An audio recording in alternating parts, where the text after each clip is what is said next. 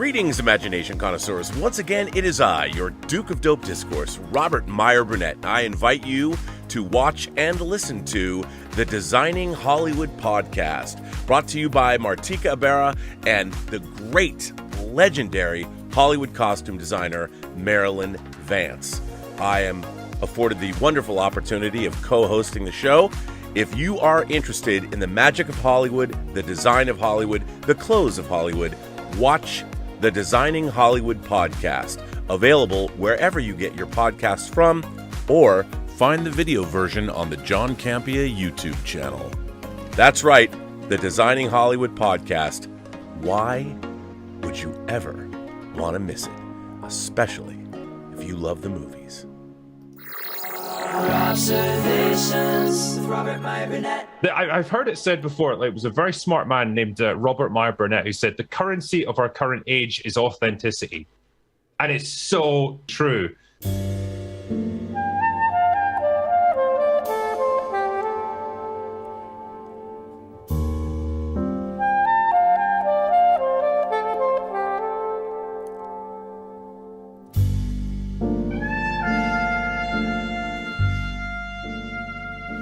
Imagination Connoisseurs Unlimited, in association with Max Allan Collins, writer of Road to Perdition, presents True Noir, the first book adapted from Max's Nathan Heller series.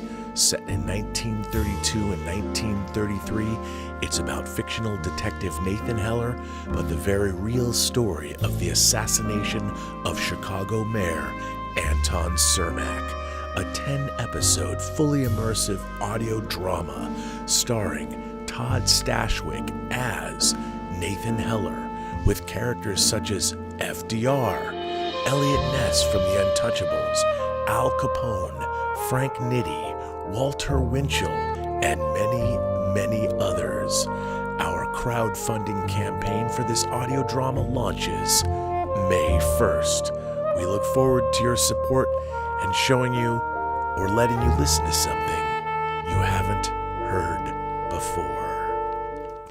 Greetings, imagination connoisseurs. Once again, it is I, your Duke of Dope Discourse, your master of fun and wonder, your viceroy of verisimilitude, your sommelier of sci-fi and cinema, your evangelist of the imagination and the never-to-be-defined maybe, your existential Mr. Rogers. That's right, me, Robert Meyer Burnett, and I'm, of course, Robcasting at you. You imagination connoisseurs from right here in the Robservatory. You members of this, the Post-Geek Singularity community, this is Robservations episode number 962, getting ever closer to episode 1000. I wanted to start this episode on a somber note, if I may. A man that I admired and a man that I'd become friends with over the last 15 years via social media passed away. And I discovered this man back in 1987. He was a splatterpunk novelist. Splatterpunk was a term that was coined by my friend Dave Scow, who actually wrote The Hills Run Red.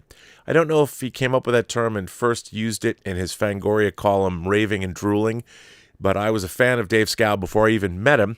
I had his books like The Shaft, and actually gave me The Shaft. I had his hardcover of The Kill Riff, and of course Silver Scream that he edited, an anthology.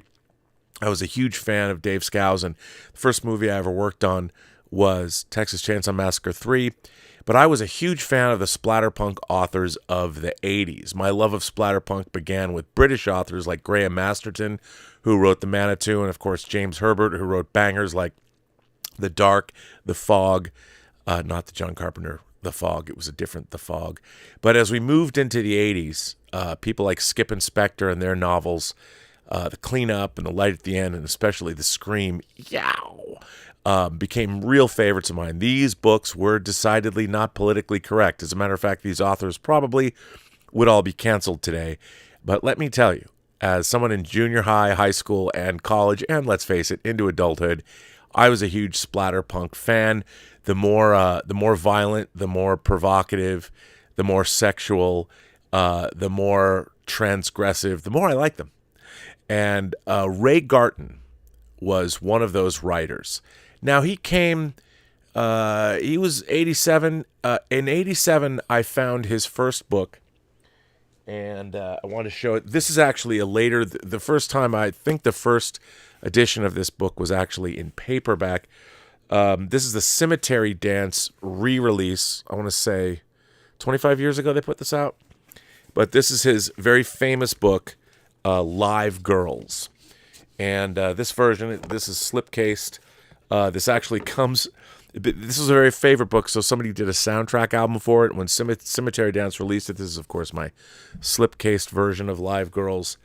On the hardcore street that never sleeps, Davy Owen is lured into the nightmare of the damned. He's lost his girl, blown his job, and he's looking for consolation in the seedy precincts of Times Square. As dusk falls, a garish glow envelopes the street, where live girls beckon Davy through its doors into a world of strange, savage ecstasy. This copy is actually signed by Ray, and this is 125 of only 500 of this version of the book. This book was a lot of fun, let me tell you.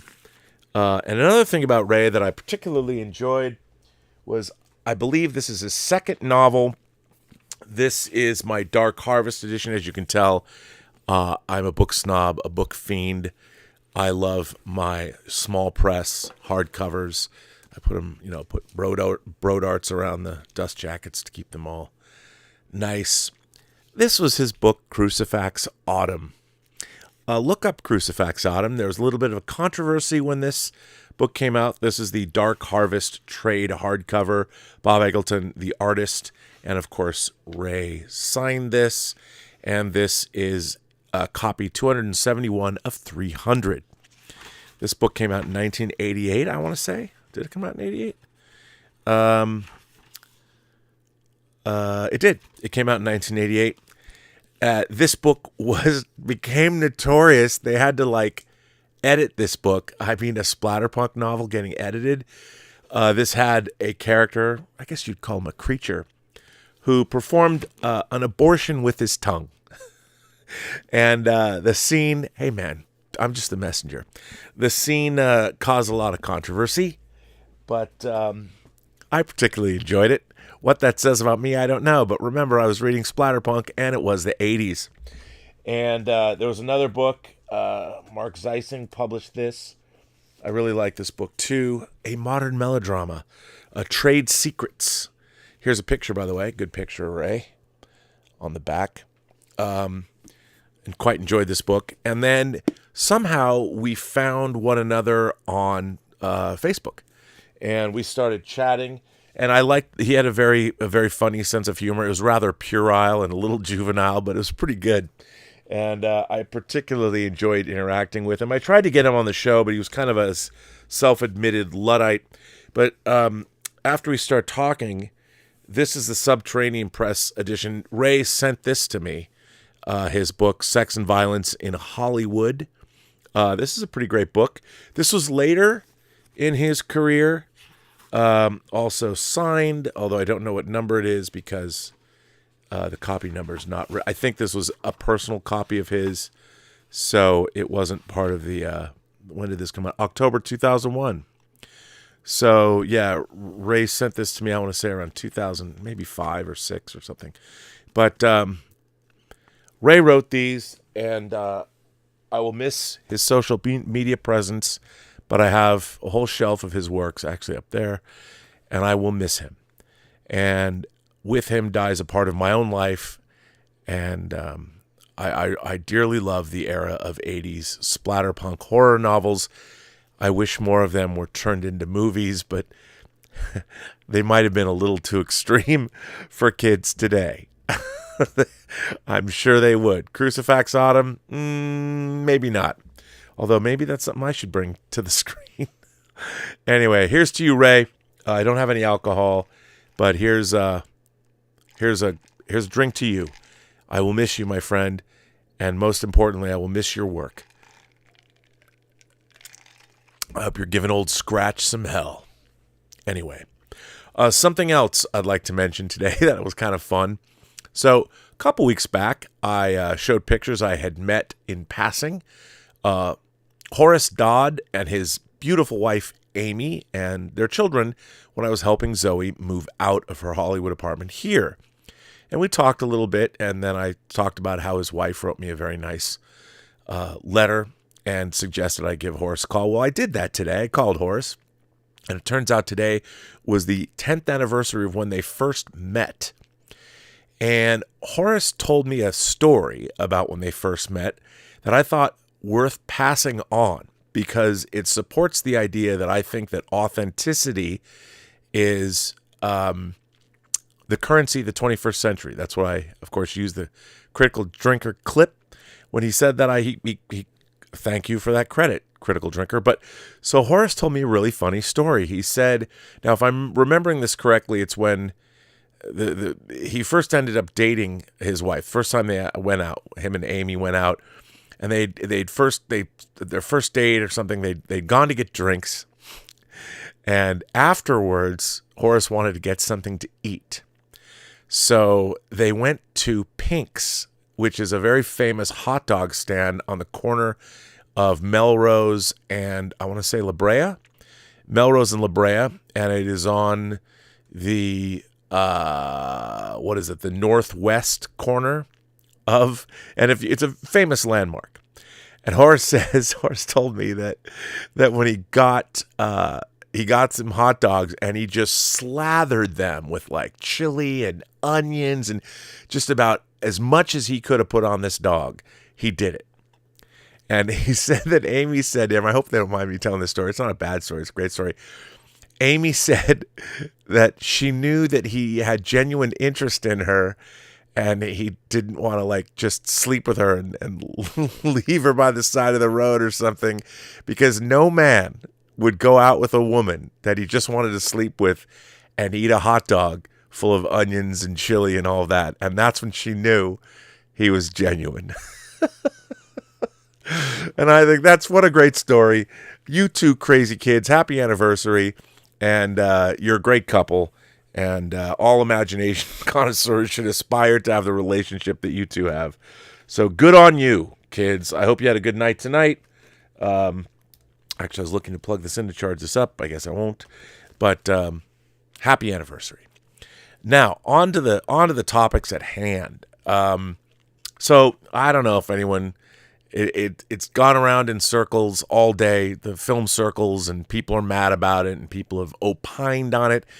You know, Deadline had it, overheard at the bottom. They have an overheard section when some snarky, pithy comment they always focus on, and the snarky, pithy comment today was about this particular article.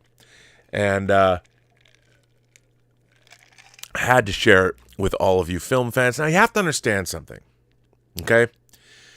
Whenever somebody, an article comes out like Martin Scorsese says superhero movies are the death of cinema.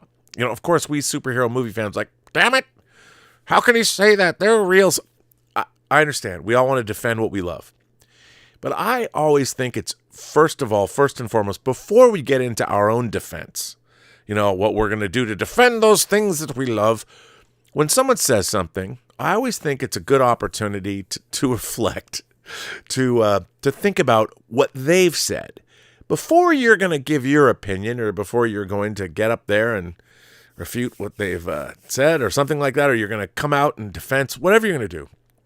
I always think it's important to sit down and contemplate what the person said that pissed you off or made you angry or you disagreed with.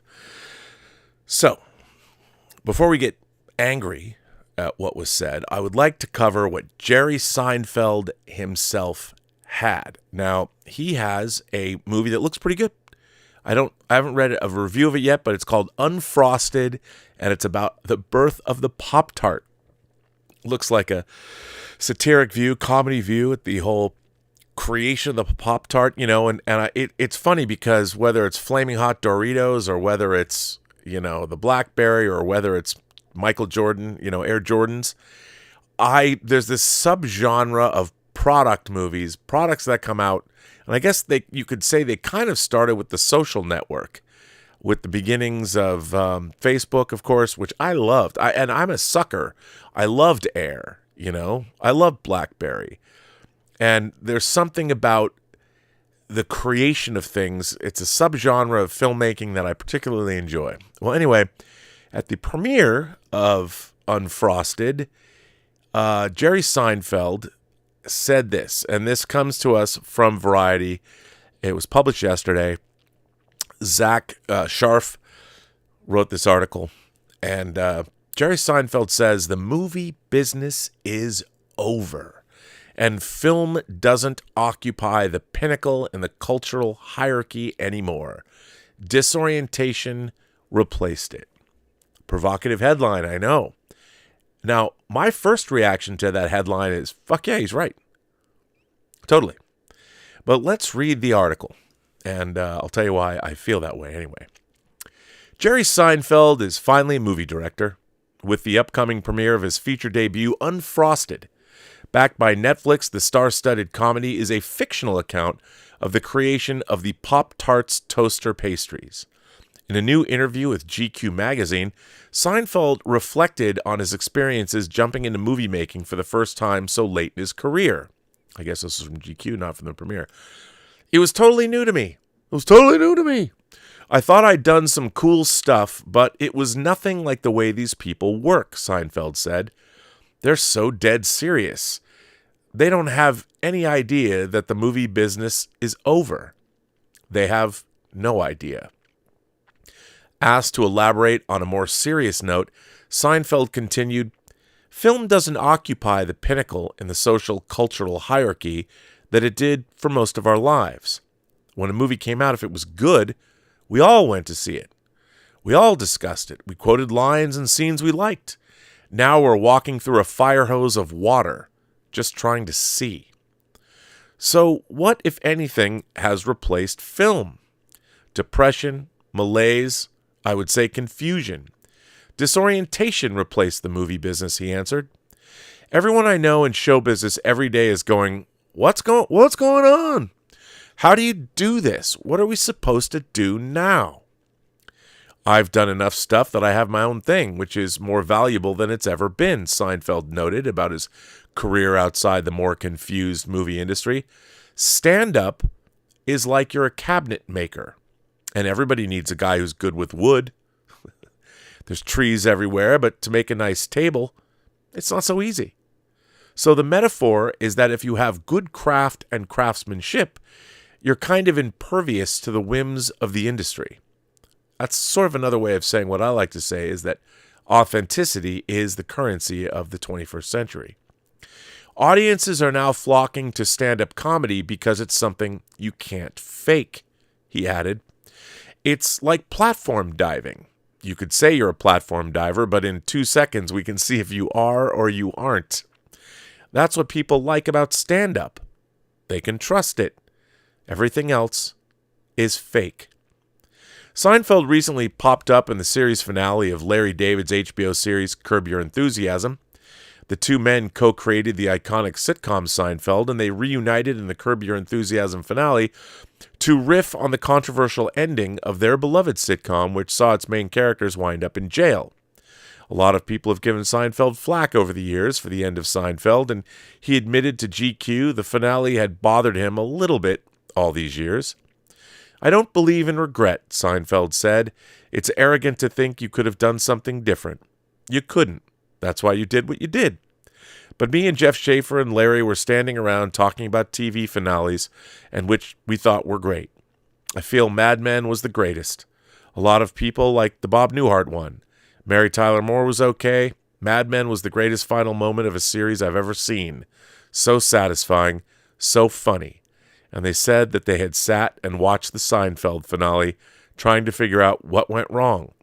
And it was obviously about the final scene, leaving them in the jail cell. Unfrosted streams on Netflix beginning May 3rd. So, and you can head on over to GQ's website to read the entire interview with Jerry Seinfeld in its entirety. Now, here's the thing. I think, in a way, he's absolutely right about the movie business. You know, I've been doing this now I just celebrated my 9th anniversary on April 14th. I've been on YouTube talking about movies for 9 years. I mean, other things too, but mostly movies and the movie business. What I like about movies, I will say this, I love movies. And what I have noticed, and I've met a lot of imagination connoisseurs, and what I'm about to say is not a criticism. It's just an observation. And I'm not saying it's good or bad. I'm just going to say what is very different to me. What I find so interesting is while people still love movies, I don't know that they love cinema. And this goes back to what Martin Scorsese and people have been saying about this. The people, and admittedly, the places that I've appeared on YouTube and the ecosphere that I live in is predominantly, it's one of Marvel, it's one of DC, it's one of Star Wars, big franchises, Lord of the Rings, things like that. And those are stories that appeal like they appeal to me. I mean, I love my to imagination connoisseurs. I mean, I love Lord of the Rings. I love all those things. Of course, I love Star Wars, Star Trek. But I have to tell you, as much as I think the Lord of the Rings movies are terrific, one of the great trilogies of all time, I don't go back and watch. When I was younger, I watched these things a lot more. I'd watch a movie 100 times. But to me, they weren't my favorite movies. I mean, in terms of some of my favorite movies that I love that come closest, I think Jaws is kind of an intersection between big IP studio tentpole filmmaking and cinema. What I mean by cinema, the art of cinema, and obviously a superhero movie, to be a great movie, has to be a great piece of cinema as well. But the thing is, to me, and I don't mean it has to be, I talk about the Antonioni Ennui trilogy, but to talk about anything. I mean, The Verdict, a movie I talk about a lot, is a movie that not a lot of people have seen. And when they do see it, a lot of people have asked me, what's the big deal? Like, I don't get what you see in it, Rob. And to me, what cinema was about at its finest was about conveying the human truths of existence. Like, what does it mean to live in this world? And I think the great stories opine on that. And a movie like The Verdict, if you strip away the genre conventions that it's a movie about a lawsuit and it's a movie about a burnt out lawyer, if you strip out the genre elements or the milieu, it's really about a man who is past his prime, who thinks he has nothing left to gain in his life, that he's resolved himself to his fate, which is to probably drink himself to death, even though he looks like Paul Newman. But it's all about how this person finds a second chance, and he finds a cause, and he finds a reason for living beyond himself, and it's a redemption story, and in a way that's biblical. And in a way, redemption stories are about all of us, because all of us might be in a position where we need to be redeemed in some way, shape, or form. Now, you can say, well, Rob, superhero stories about redemption as well. Yes, but they're decidedly on a fantastical plane. No one's watching. I dearly love, I will go to my death saying, Avengers Infinity War and Endgame, that 1-2 punch of those two movies are two of the most wildly entertaining fantasy films ever made. And part of the reason I find them so wildly entertaining is they take comic book properties I was reading since I was a little kid and brought them to the big screen writ large, beautifully written, all those characters. A million things could have gone wrong, but it turns out a million things went right instead. And that movie had pathos. It had a great ensemble cast. I mean, we all love those films. And I find them to be wildly entertaining, but they're not as meaningful to me. They don't reach into my soul the way that movies like The Verdict or Amelie or The Shawshank Redemption or All About Eve or Sunset Boulevard or Lawrence of Arabia or Once Upon a Time in the West or All That Jazz or Double Indemnity or Casablanca, The Big Sleep of the Maltese Falcon. And even those are genre films too. But movies did mean more because what they were trying to do. I recently watched Coming Home, a movie about Jane Fonda falling in love with a Vietnam vet and what happened between them. And you watch these movies and it's like, my God, Patty Chayefsky wrote Network, which is one of the more prophetic movies ever made. If you ever watch Network, first of all, it's a terrific, terrific film about a TV station trying to stay alive. And what seemed outrageous in the 70s has completely come true. But the core of the humanity in these films resonates more to me. Like, as much as I love Empire Strikes Back, and I've told you a million times, I saw it 26 times in the theater. I love Empire Strikes Back. I thought it plussed everything about Star Wars and added that resonance, that human resonance that I was looking for, as well as being a great piece of escapist entertainment. But I find myself, I don't go back and watch it very much.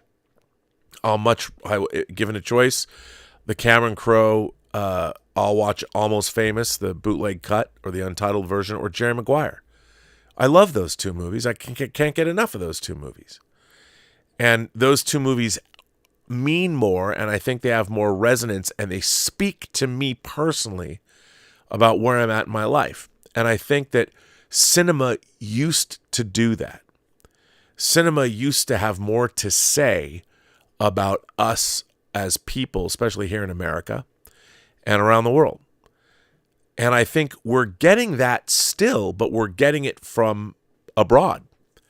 The Koreans are very adept now, whether we're watching Korean horror or you're watching Parasite. They are where American cinema was maybe 40 or 50 years ago. And they're making even genre fare. They're horror films. I mean, where'd the Wailing? The Wailing. I've got the 4K of the Wailing. If you haven't seen this, I mean, everyone's seen Train to Busan, but if you haven't seen this, wow.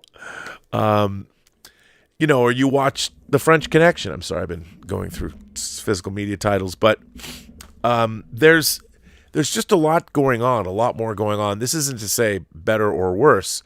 I understand that most people want to watch movies for escapist entertainment, but even when I was in high school, I had sort of a coterie of friends, and we were going to art house cinema. We were going to the Neptune, which is the equivalent of a Landmark cinema, and we would get the printed flyers of their upcoming schedules for the next 2 months, and we were going to see whether it's Lindsay Anderson movies or Ken Russell movies or Nicholas Roeg movies. I mean, we were going to see anything and everything.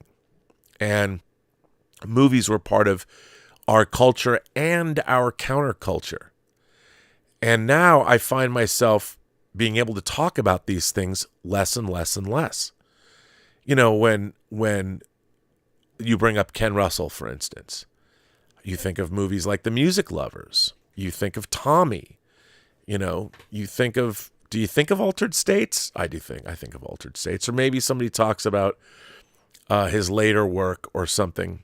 But The Devils, does anybody, well, it's hard to see, so no, not a lot of people know that. But, when I was growing up, you talked about his filmography. Alejandro Jodorowsky, now everybody knows him because of the movie he didn't make, Dune, more so than having seen like El Topo or The Holy Mountain.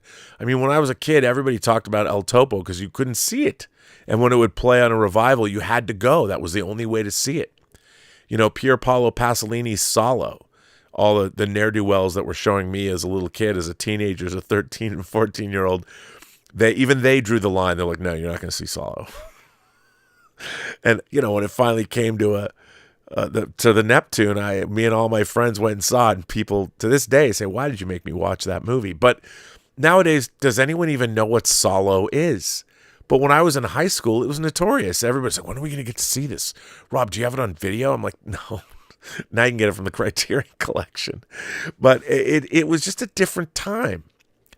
And while, look, Barbenheimer, there's still, I'm not saying that great movies still aren't coming out, but I think Jerry Seinfeld is right that because the Hollywood studios, now part of this, it's not because people don't necessarily want to make movies like that, but the business has changed and the studios aren't going to make The Verdict or one of my very favorite movies of all time, All That Jazz, which was a co-production. No one's going to make All That Jazz. No one even knows who Bob Fosse is. I mean, younger people don't. They haven't seen Cabaret. They haven't seen Star 80. They haven't seen Sweet Charity. They haven't seen All That Jazz, which is one of my top 10 favorite movies of all time. And I talk to people and I get blank stares. And again, this is not a criticism. It's just the way the world is. Like I've said, pop culture only has a half-life of 20 years and things change. The movie business, as far as Hollywood is concerned, has turned into a global business, where before it wasn't. When I was a kid, movies were made pretty much for the domestic market. They realized that big hits would travel internationally, but still, they weren't making movies like The Verdict or Coming Home for audiences around the world. They were making them for American audiences. That's not to say France, which is another movie, cinema, another movie-hungry country, they would watch American movies and revere American movies. I think, ironically, one of the places that I'm finding the most interesting filmmaking going on is horror. I mean, everyone talks about Ari Aster or Robert Eggers, and, I love The Witch, obviously, Lighthouse, The Northman. He's a tremendous filmmaker, and I think The Witch is a marvel of creating atmosphere. And those filmmakers are going on to do, movies like Beau is Afraid. I don't know if those work, but at least we're getting them made. You have whole companies like A24 that pride themselves on this kind of thing. But even then, it becomes kind of it's a brand. A24, are the movies important, or is it A24 themselves that are important? I think if you ask the employees at A24, they're more interested in themselves and A24 than the movies they're making or the work that's being done under their own auspices. I don't know. Maybe that's not true. But they certainly have great taste over there. I don't know who's picking those movies, but you go A24. And congratulations on the great success with Civil War and IFC's success with Late Night with the Devil, which all of these things are interesting. But I don't think it's like for people to immediately dismiss what Jerry Seinfeld's saying. We all love movies. And I think, though, that if you stop and think, this keeps coming up, whether it's Martin Scorsese saying it or whether it's Jerry Seinfeld saying it, movies do not exist in the same rarefied air they existed in 30 years ago, 40 years ago, 50 years ago. The conversation around the movies of the late 60s and 70s and 80s is not what it used to be. And certainly you start talking about art house fare. I mean, when I was growing up, if you didn't know Fellini's movies, I remember watching Satyricon on late night cable. I'm like, what the hell is this? But I would watch it because it was Fellini, and was Satyricon. I'm like, okay, I got to watch this. Is this going to be like Caligula? What is this? I would watch all that stuff. Now, there's a million more things to watch, admittedly. But I don't know if what there is left to watch is as rich as you go back and you look at the studio output in the 70s. When the Barbarians were at the gate and you had the Maverick filmmakers taking over, but what they were making was striking compared to what's getting made today.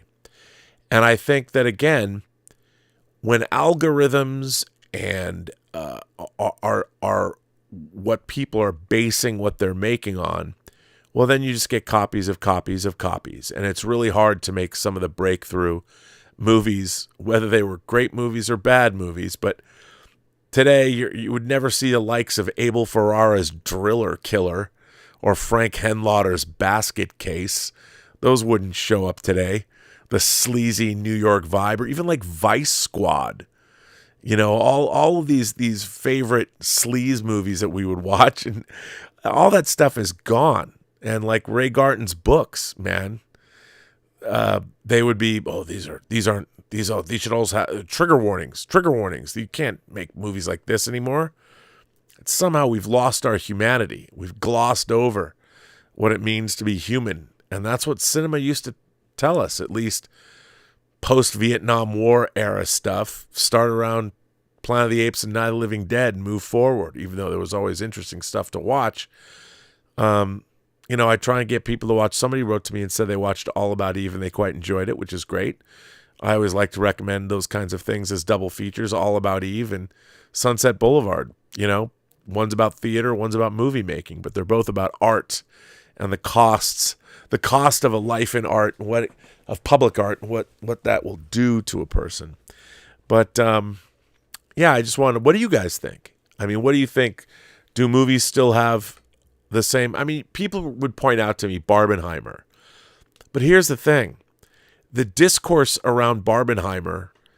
It's interesting. There were some really great pieces written about what those movies were about. And I think Barbie deserves a lot more credit. I was taken aback when I saw it. I'm like, this has a lot more going on than I thought it was going to. And it's legitimately something I think worth watching. And so is Oppenheimer. But the fact that they became this event, as I'm supporting right here with this t-shirt, almost overshadowed the conversation. I mean, I thought Barbie would have more relevance, social relevance than it did. But, like all things nowadays, they're very ephemeral. It's in one ear and out the other. What have you done for me lately? Kind of a thing. But I think Seinfeld's right. And whether that's a good thing or a bad thing, who am I to say? I think it just is. And that brings me to our next story, something I wanted to cover. Let me see if anybody have been firing in anything from you guys and see what you have to say. I don't want to miss out on anything you guys would say. So before I get into the lead story, let me just take a gander at what people have been saying. Matthew N. Ross sends in a $20 tip. Says, happy pre-birthday. Just wanted to say that I enjoy your commentary and I parked my shuttle next to yours. I just started my own cast with a TOS noob. Our cast is yelling at gaseous anomalies and it's refreshing to revisit the originals. Hope you can visit. You just started your own cast. Is that a new show? You have a YouTube show and it's called Yelling at Gaseous Anomalies. Great title, by the way.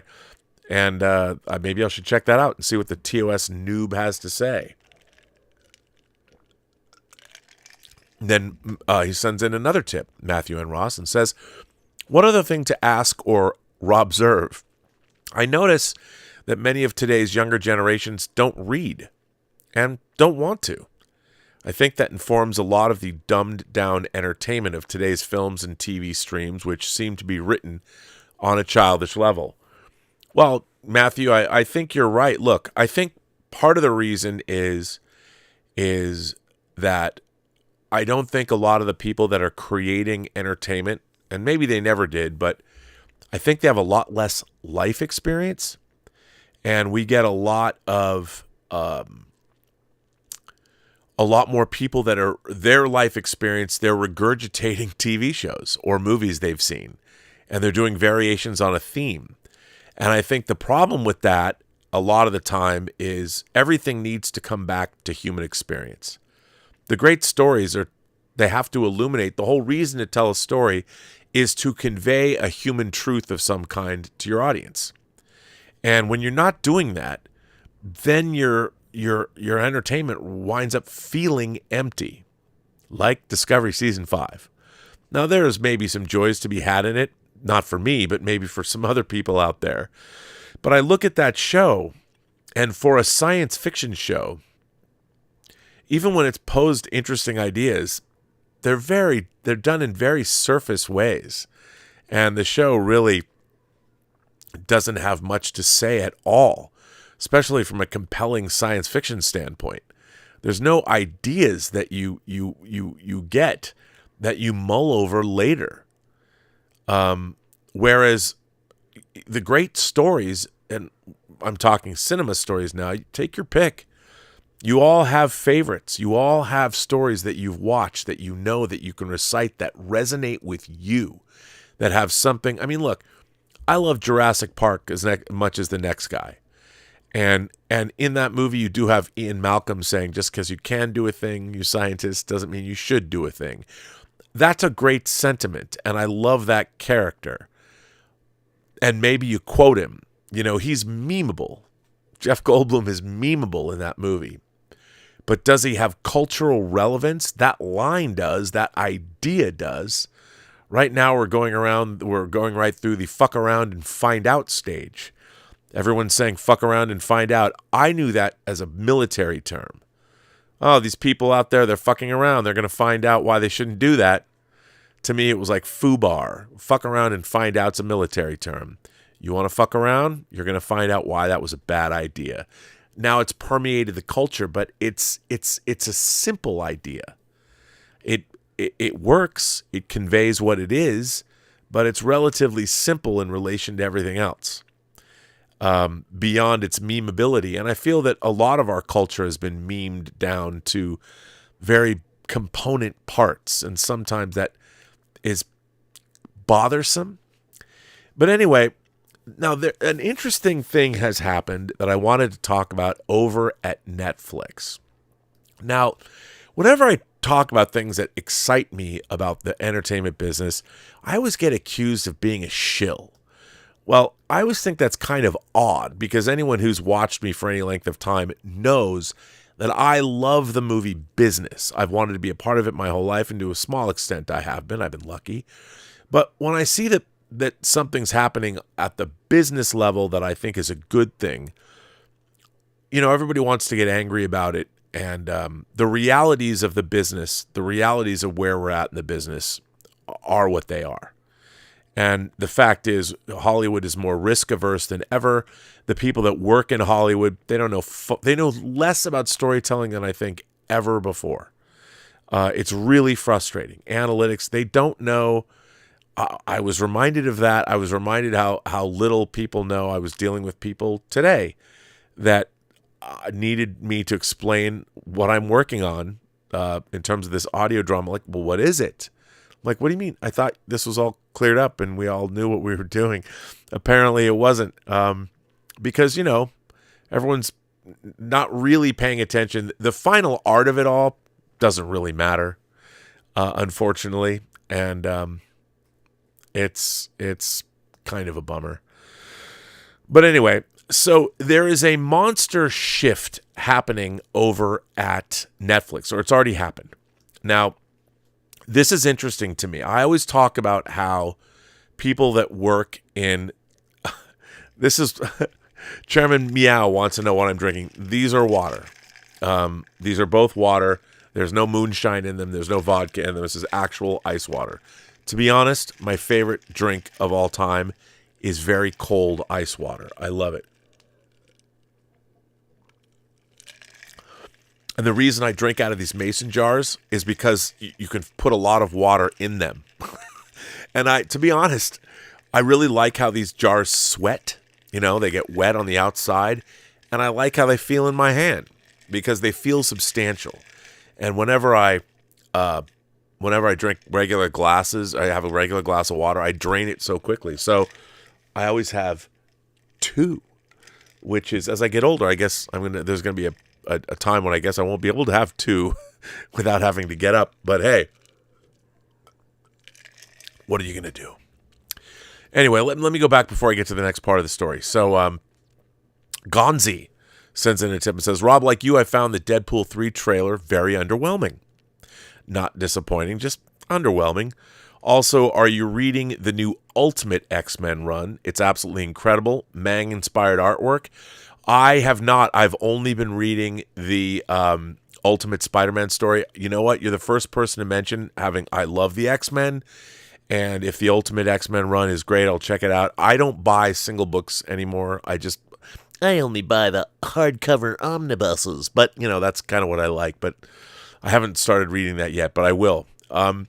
Look, I thought the Deadpool trailer, like I said on the John Campea show, I didn't want to make anybody too mad, but I'm like, okay, we all know it's a multiverse story. We know they team up, But I need something. I need an intellectual hook. Like, what is this story? Other than, well, we're gonna go on a multiverse romp, and we're gonna figure out a way to get us all into the. What's the plot?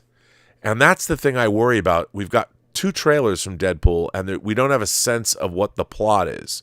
Wolverine destroyed his world, didn't help anybody, and Deadpool's used the TVA to put something back. Well, we've seen that already. We saw it in Loki. We've seen it so many other times. Why is this one different? It's the middle of Passover. Why is this multiverse movie different than all other multiverse movies? Is it unleavened? I don't know. But so Gonzi, I'm glad you and I park our shuttlecraft. I'm sure the movie's going to be a romp, a hoot. But I thought that the first Deadpool especially did a great job. Tim Miller, who directed, did a great job of telling a really resonant superhero story that had romance, and it had real pathos, and making us a kick-ass Deadpool movie at the same time. That was a heady cocktail, and I thought it was great, and I would like to see more of that, please. I would like to see the Deadpool 1 version of a multiverse movie. Can they do it? Colt says, Alien Prince Columbia University has made all classes remote for the rest of the year so they can build separate water fountains for Jews and for Hamas on their campus. Could segregation lead to the 2-state solution or to a suicide solution? Well, Colt, once again, it's one thing in the 60s when all the students were protesting the Vietnam War because they could actually all go off to war and die. Now we have performance activism. Where were all those student protesters when the Syrian civil war was killing hundreds of thousands of people? A lot more people than died in Gaza. Look, what's happening in Gaza is terrible. But make no mistake, these are people that pick and choose what they want to be outraged about. They're not outraged about anything other than what they can find on social media. They're not really interested in seeing the Middle East brought to a state where people don't have to lose their lives. I wish it were different, but I've seen this before. And when it comes right down to it, if you're protesting what Israel is doing in Gaza, why are you mad at Jewish students on campus? I understand Israel's the Jewish homeland, but what do your fellow students at Columbia have to do with your protests? What's going on there? And I find here's my problem. They're protesting to protest, and this isn't to say the loss of life is horrible. We don't want anyone to die, and what Israel's doing is obviously extreme. But someone had to go fuck around and find out, And the idea now, the narrative is that what happened on October 7th is somehow justified. Well, let me tell you. The pre-planned, premeditated invasion of Israel by Hamas and regular citizens that helped Hamas, and the rape and murder and pillaging of civilians and non-combatants, I mean, I don't know what to tell you. Any country would have responded the same way that Israel has, and I'll tell you one thing, America would not have nearly had the restraint that Israel has. And you think, well, Rob, how can you say it? Well, because not very many people have died when you really think about, if you look at what's going on in Syria, what went on in Yemen, what went on in Libya, what went on between Iran and Iraq during their war. It's terrible all the way around. And the thing is, again, every human being is the only human being on this planet, and to lose one prematurely, whoever they may be, whatever their religious ideology, whatever their sexuality, whatever their religious or whatever their political beliefs are, to lose any human being before their time. Remember, every single human being on this planet is as Dr. Manhattan would say, a thermodynamic miracle. And I hate it when people's lives are cut short, because where could they have gone? Where could their descendants have gone? Now we'll never know. And the whole thing is terrible. And people should protest this kind of thing. But what's going on now is, why are people acting the way they're acting? There's more to it than simple protests, and it's unfortunate. Tom Jr. Jackson said, Rob, your salute to Ray Garten was perfectly said. Such a nice guy, a good friend, and one of the best. He will be missed. Indeed. I know, Tom, you got to become friends with him as well, and he was a great guy, and again, I was happy to celebrate him through his work and to show a little bit of that tonight, because, you know, if nothing else, if you want to know who he was, go back and read Live Girls. You know, go back and read Crucifix Autumn, but don't cancel me because I told you to read it. Either one of those books. That was the great era of 80s splatterpunk. Wolverine Snicked gifted 5 Burnettwork memberships. Well, thank you for that. There will be a member chat this coming weekend. Joe 17 sends in a super chat and says, Rob, I had a dream that I went to Best Buy and got a Fantasia 4K and watched it with my niece. I suppose that's what dreams are for. Laugh out loud. Hopefully, why don't we... The fact that they didn't put Fantasia out in 4K, here's my thing. I'll bet you.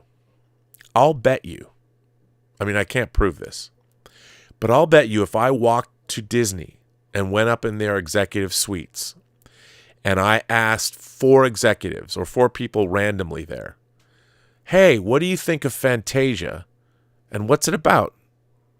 I bet they couldn't tell me. It'd kind of be a trick question, but I bet they couldn't tell me. And that's why we don't have Fantasia on 4K.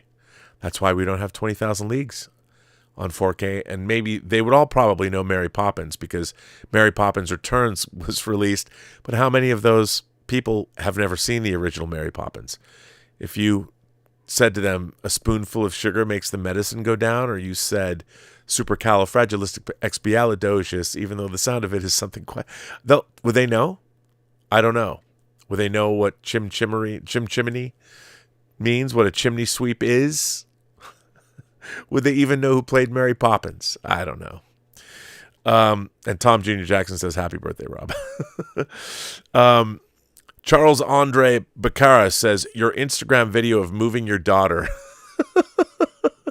I wanted to thank you. I haven't laughed that hard in a long time. Sorry, it's at your own misery. It's funny because I started out I'm like, hey, you know, I moved all this stuff down from her apartment, and then I had to take it all. I had to load the truck up and unload the truck up. And, you know, I'm used to, like, when you have multiple people, you make it kind of a chain. You know, everybody is part of the chain. You hand each.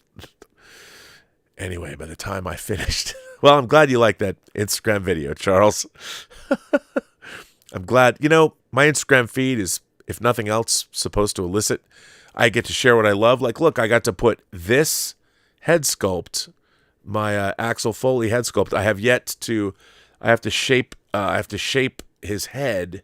Here's his body, Beverly Hills 2. But yes, I got this awesome. This is a great head sculpt from Zaba in Hungary. Really great. Very happy. So much better than the one it came with. But yeah, I put that on my Instagram. So you can see things I either like or things I want to promote or things that I just find interesting.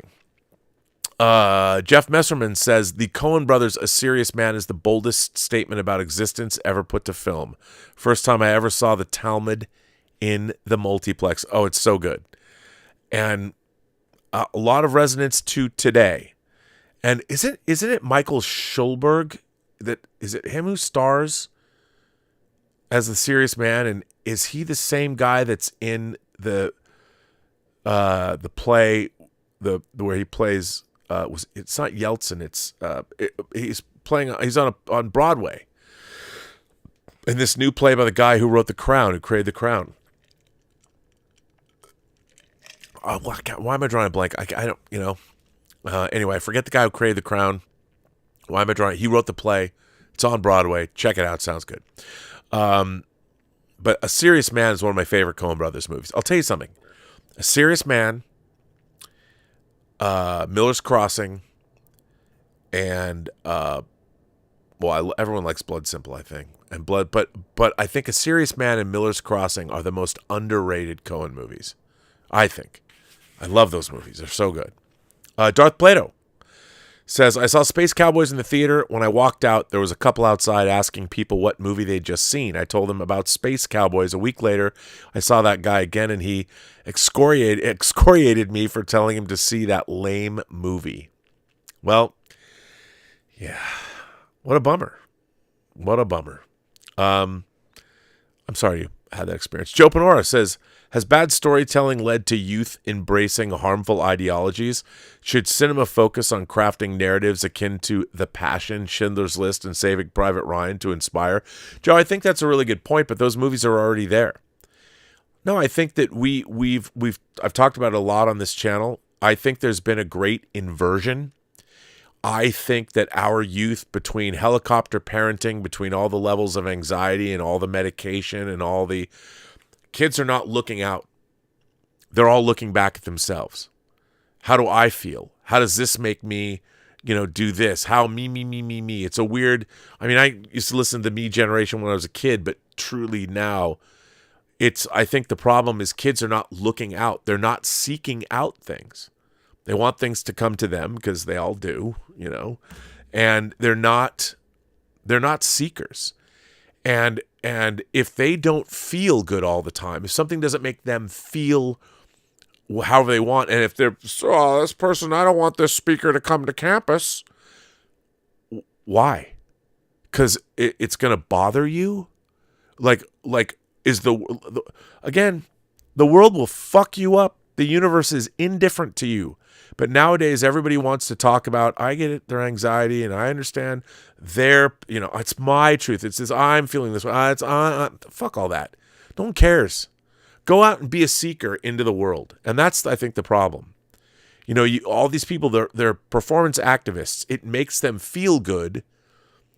But the problem is, I look at this kind of activism, and you can see it in the eyes. This isn't about their cause. It's about them. They think that they're doing something righteous. They're full of themselves. All of this activism is not really, I don't see real humanitarians. I see people that want credibility for becoming these kinds of activists, because the activism, I look at it, it's dangerous and mean-spirited. And one day I think somebody's going to get really hurt, because what I see as modern activism is the dehumanization. If you're an activist and you're dehumanizing somebody through your activism, you're not really an activist. And, I see that. Is that leftist revolution? I don't know. I'm not a political theorist, but I don't like what I see. Anyway, I don't know what it means. I don't think you could get anybody to sit down and watch Schindler's List. And you know what? If they did, I'm not sure I'd want to hear what a college-age audience would think about Schindler's List today. I don't think, if you showed them the TV series Holocaust, if you showed them any number of movies that we all grew up with, I don't think that you would like what kids had to say about those movies. That's just me. Maybe I'm wrong. Maybe I'd like to be wrong, but it's certainly... Chairman Meow says, why don't you stomp Alec Peters in his place? You made Free Enterprise. Bill Shatner was in your movie. Your film revitalized Bill's career.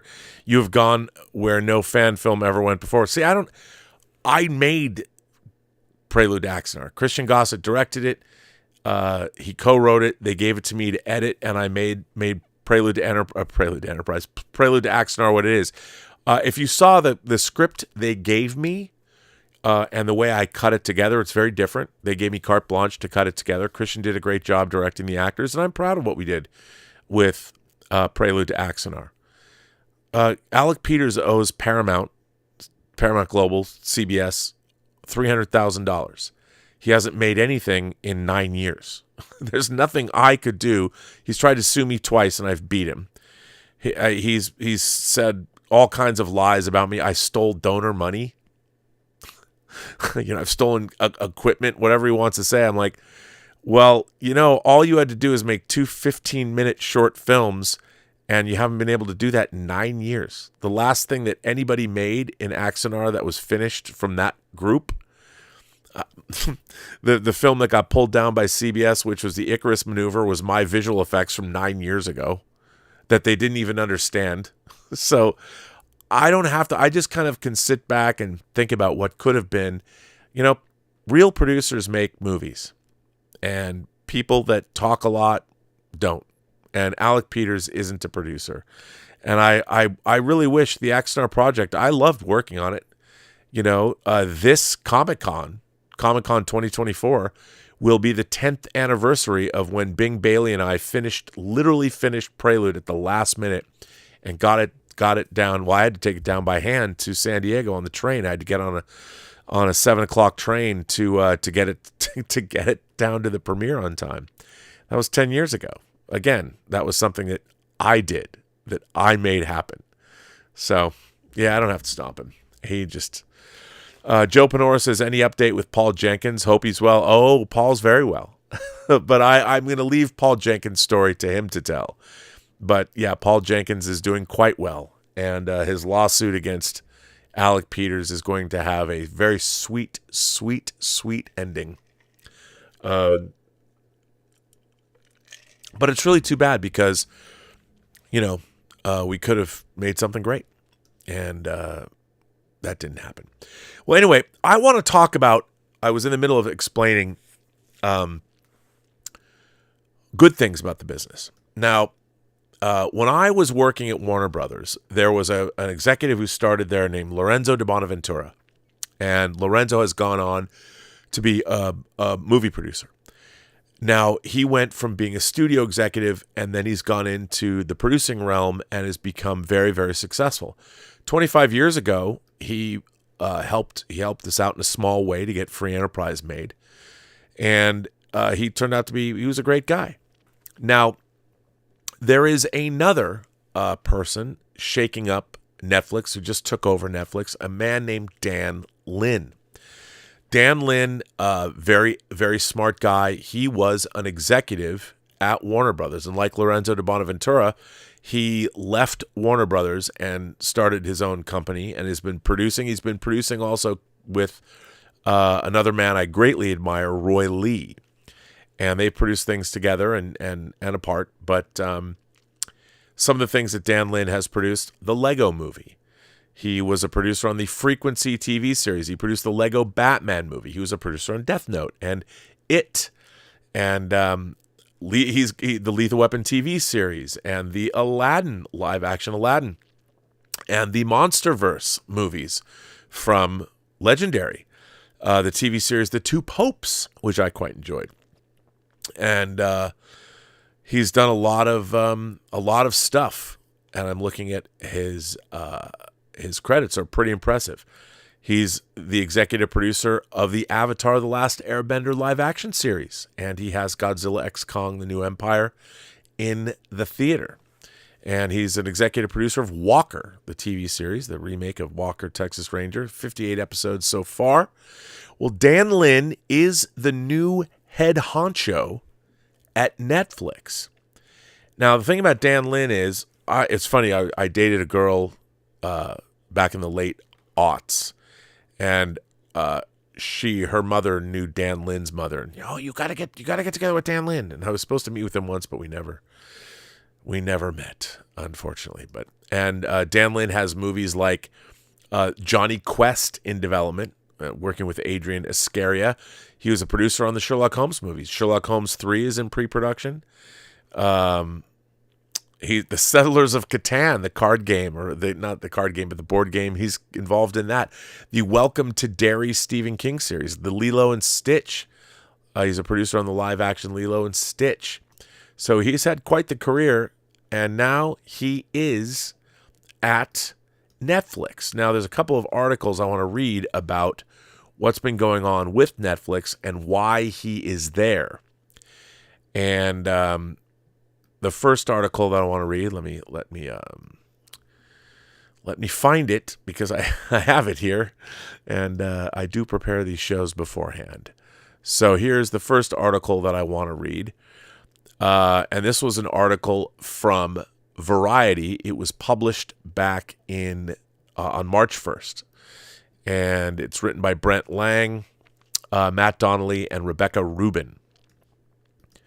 And so let me get this for you and bring this article up. Can Netflix's new film boss, Dan Lin, help the streamer make more movies worth watching? In 2022, Dan Lin, the producer of the Lego Movie and It, was in negotiations to become head of DC Studios. It was a singular opportunity to reimagine the company behind Superman, Batman, and the other costume heroes, but talks broke down. Among the reported reasons was that David Zaslav, the head of DC's parent company Warner Brothers Discovery, and Lynn could not agree on a way to properly compensate him for leaving his production company Rideback for the new gig, because he was making movies. So why, less than 2 years later, has Dan Lin decided to take a different corporate job overseeing Netflix's film division? And what kind of obstacles will he need to overcome if Netflix is going to raise the quality of the movies it makes? For Dan Lin, Netflix offers a vast consumer base, one that overshadows those of rivals like Max or Disney. It's also more stable than other media companies. Its stock dipped sharply as Wall Street has looked at streaming economics more skeptically, but it hasn't cratered like the share prices of Warner Brothers Discovery, Disney, or Paramount Global. At Netflix, Lin has a rare opportunity to help forge the future of the film business at a moment where traditional movie studios are scrambling to find ways to re-engage with their audience. Streaming has become the way that most people watch movies, and Netflix has a clear head start on its dizzying number of rivals when it comes to attracting customers. Still, many in town were surprised that Lin would relinquish control of his 16-year-old baby Rideback, the company behind hits like Aladdin and the Sherlock Holmes film series starring Robert Downey Jr. Netflix isn't buying Rideback. It will continue to produce movies without its founder at the helm and with executives Jonathan Elric and Michael Lopasso serving as co-CEOs. And though Netflix is known for giving its executives generous pay packages, the high-profile nature of the job means that Lin, who was able to go about his business without much fanfare for most of his career, will be more intensely scrutinized. That means a larger target on his back. But Netflix Chief Content Officer, Bella Bajaria, whom Lin will report to, clearly felt that Lin and his reputation for spinning popular film franchises out of toys, the Lego Movie, murderous clowns, Stephen King's It, and 19th century detectives in Sherlock Holmes, was just what the streamer needed. She moved quickly, announcing Lin's hire just over a month after former film chairman Scott Stuber stepped down in late January. Sources close to Lin say he saw an opportunity to create a dynamic similar to Rideback within Netflix, making splashy, auteur-driven films from established masters while simultaneously mentoring a new generation of filmmakers. Some industry colleagues even wondered if taking the film chief role, Lin is positioning himself for an even bigger job at the streamer down the road. Under Stuber, Netflix was able to become a true studio, producing big-budget movies with top talent. When he joined the company, Stuber's primary focus was making major directors like Martin Scorsese, The Irishman, Noah Baumbach, Marriage Story, David Fincher, The Killer, comfortable with the idea of producing movies that would stream instead of screen in cinemas. He threw in limited runs in some cases to make the leap less jarring, and in many of those movies scored Oscar nominations and critical acclaim. However, Netflix also earned a reputation for being overly indulgent, spending north of $100 million on Noah Baumbach's adaptation of Don DeLeo's White Noise without generating any awards love. But more troubling was Netflix's struggle to make many broadly appealing movies worth watching. Netflix spent lavishly on action projects like Red Notice, which featured Dwayne Johnson, Ryan Reynolds, Gal Gadot, and with some terrible special effects, as well as the critically derided Ryan Gosling and Chris Evans spy thriller, The Gray Man, and in the early days, the Will Smith adventure, Bright. Netflix has a massive audience, but there are more options available to its customers than ever before when it comes to streaming. If Netflix can't find a way to make action movies, comedies, and other popular genres that are better than those offered by Disney Plus or Max, it risks losing subscribers to them. Now, in what we were saying earlier, and to go back to what Jerry Seinfeld was saying, I would say that, look, action cinema has long been a staple of the movies. But I think the difference is the people that were making, like, I'll give you an example. I often talk about my love of Craig Baxley's early 90s action cheese fest, Stone Cold, starring Brian Bosworth, with an amazing turn by Lance Henriksen as the leader of a biker gang. I mean, you guys like Sons of Anarchy, you got nothing. They got nothing on Stone Cold. Now, this movie, Stone Cold, is patently ridiculous because Brian Bosworth, whose football career didn't amount to much in the pros after he left, Oklahoma, they tried to make him into a mullet-wearing action star. And you know what? For a brief moment, they did. But when you watch Stone Cold, there is a verve to it. Craig Baxley was a former stuntman turned director. And when you watch that movie, that film delivers the goods. Now, is it cheesy? Sure. But there's something about it, the reason I love it, because it's authentic. And the people that made it, Baxley, it's got great action, it's got great stuff. Lance Henriksen is having a ball. So when you watch that movie, even watching Lance Henriksen just deliver his lines, I mean, you love that movie. It's like when Mark Lester made Commando. You know, Commando, come on. But Commando's awesome because the people that were making it, they believed. No one was taking those movies as a paycheck. They wanted to make those movies. Mark Lester wanted to make Commando. He wanted you to love it. You know, I mean, and so did Arnold. You know, these people weren't phoning it in. When you watch a movie like Red Notice, Gal Gadot, and this is no slam on anybody that made the movie. Dwayne Johnson, you know, Ryan Reynolds, Gal Gadot makes this movie. This movie looks like it was thrown together in a boardroom in terms of not the way it was made. Sure, it had all the production value in the world, but you're watching it and there's no conviction to it. There's no passion behind it. You know, I watched The Gray Man, $220 million, and there's this big action scene in an airplane when the airplane is going down. Very competently made, you know, but I'll tell you something. It looked to me like the entire sequence was designed in previs, and, you know, it worked in previs. It was methodical and everything, but there was no oomph to it. I never once was excited. You know, you watch the truck scene in Raiders of the Lost Ark, and you have a filmmaker that's totally engaged like Steven Spielberg, who knows how to stage an action sequence, or watch the cocaine factory attack sequence in RoboCop. Look at the use of master shots in that scene.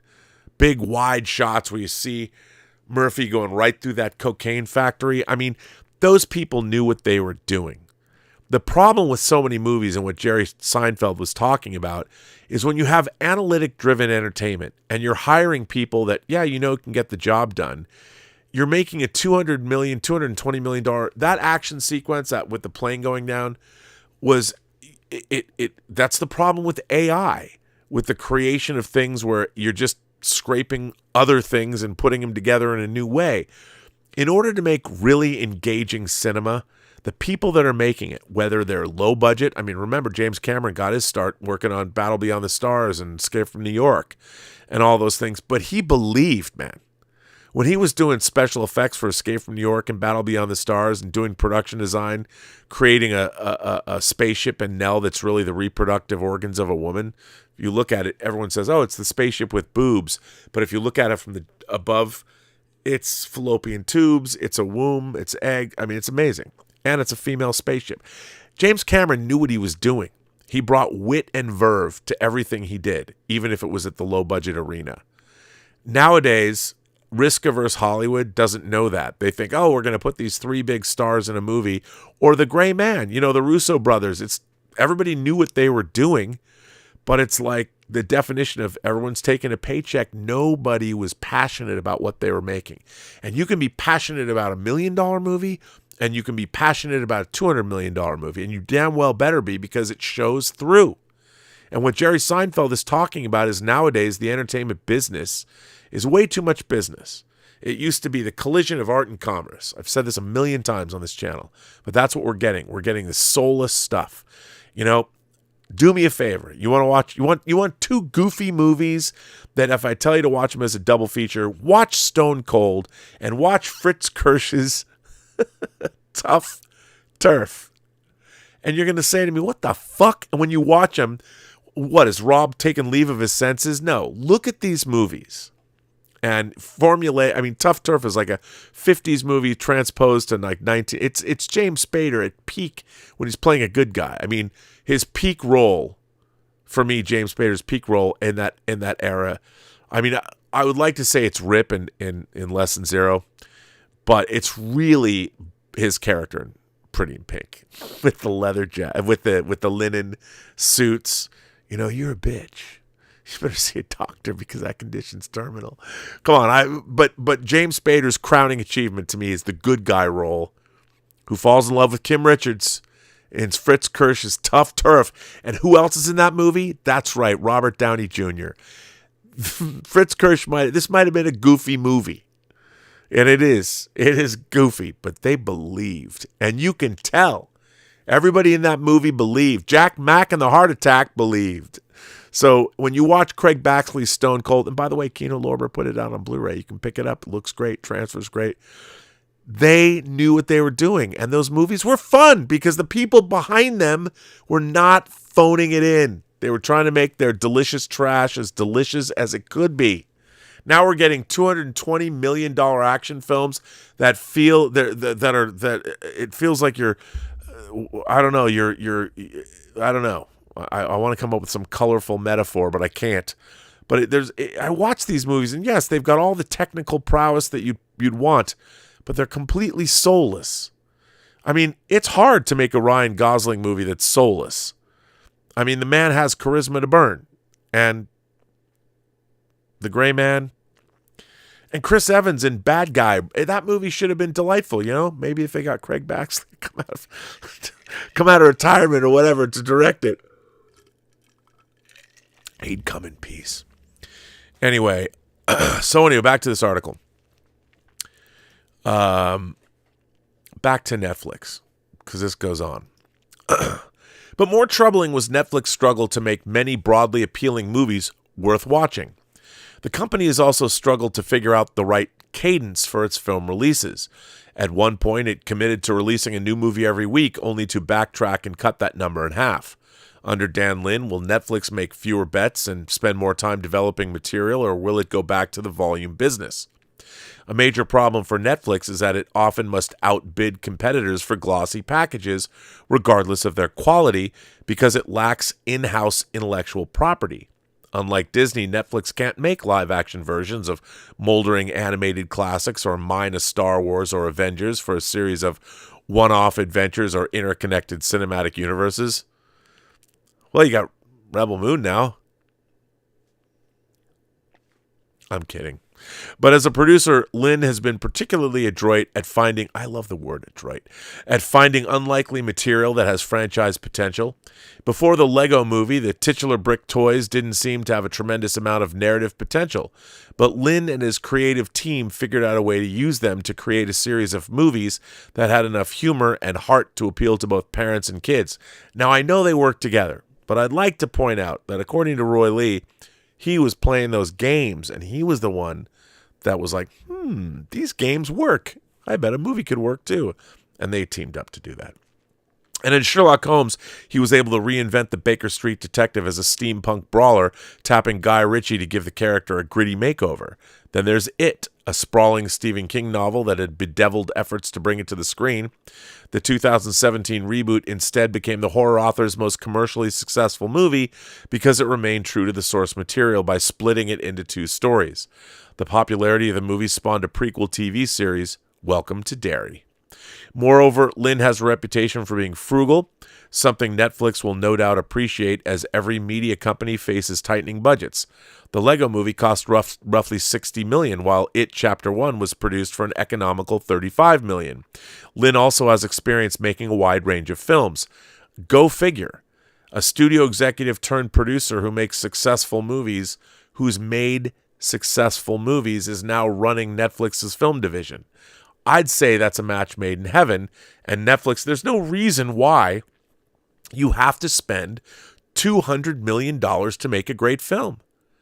Great films are made by passionate people with great material. And Dan Lin, while working with Roy Lee too, they were able to find great material that you make for a price. You could have made The Gray Man for a lot less money than $220 million and probably made it more enjoyable than it was. I have to say, aside from it being soulless, I didn't hate that movie, but the fact that it cost $220 million, man, no. And although he's been his own boss for some time, Dan Lin has experience working as an employee at larger institutions. Prior to founding Rideback, he spent 8 years at Warner Brothers as a senior vice president of production, working on movies like Martin Scorsese's The Departed. By the way, I'm supposed to get my Departed 4K Steelbook this week, and it's been delayed till May. What the hell's with Amazon? Can I not trust them to get me anything anymore? Then there are Lin's personal qualities. Peers describe him as a straight shooter, so even-keeled that he barely seems to break a sweat or lose his temper when problems inevitably arise. Yeah, because he's smart. And people who lose their temper, they're not really the best people to work with.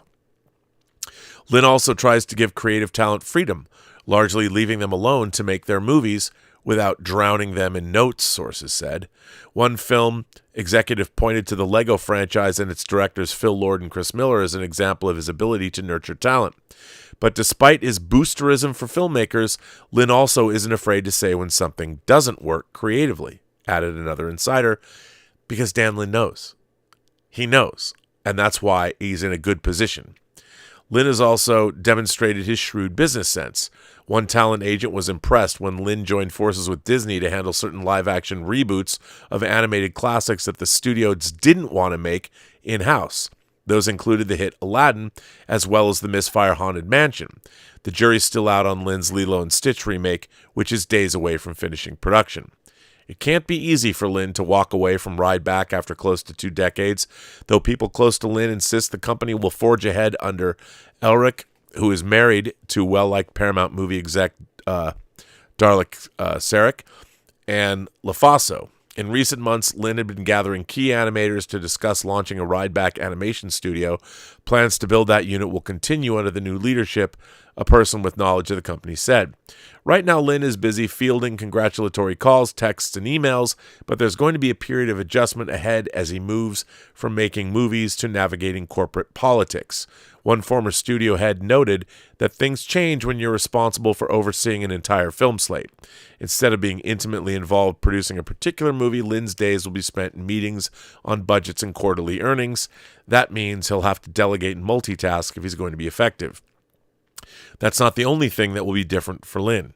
He's going to be saying no a lot more than he ever has had to in his career, the chief executive said. It's great to be the person who says yes. It doesn't feel good to say no. I assure you Dan Lin knew what to say. He knew how to say no when he was working at Warner Brothers. I don't know why I can't see tonight. I was moving the last of my stuff out of our old office at John Campia's place. The last 2 days, I'm a little exhausted, to be honest. And I was out in the sun, so maybe that has something to do with it. Or maybe I'm just old. Now, so Dan Lin took over Netflix. But since that article was written in March, 2 months later, a different article came out. And this was in the New York Times, and this was published on April 14th, my 9th anniversary on YouTube. And I wanted to share this article because we now know that Dan Lin took over. We heard some things that were going to happen. Now we have 45 days later, a little look at Dan Lin and what he's been doing. Again, this is from the New York Times. And it's hard for me to read. But you know what? Before I start this article, let me see what you are all saying and catch up with where you are out. Brian Tenney says, I was checking out Dan Lin's IMDb and saw he produced The Box. And I thought, what the hell happened to Richard Kelly? I think he's been in director jail long enough. You know what's interesting? He did. I was going to bring that up. So The Box was the second time that story was actually produced. That's a Richard Matheson story called Button Button. And it was originally produced for the Phil DeGuerre mid-'80s Twilight Zone revival. And if you haven't seen, I have to tell you, I own the box. I have it on Blu-ray. I met Richard Kelly. There used to be a pool hall in the Beverly Center Mall here, and I used to go to it all the time. This was soon, I don't know if it was before Donnie Darko or right after Donnie Darko, but I remember we were all playing pool there because we always were out and about, and we were playing pool, and I met him there. I met Richard Kelly there, and he had seen Free Enterprise, and he was very complimentary, and we talked about our love of Stephen King. We talked about The Long Walk, and it's getting made. The Long Walk is getting made. I actually read a recent script for it. It's pretty good. And I don't know if it's been announced who's directing it, but it's a great director. So we'll see what happens. But so anyway, I really liked Richard Kelly. He wrote the screenplay for Domino, Tony Scott's Domino. And he, of course, made Southland Tales, which is something I also own. And he is kind of in director jail, but I really liked him. And, he was very passionate and he knew his stuff.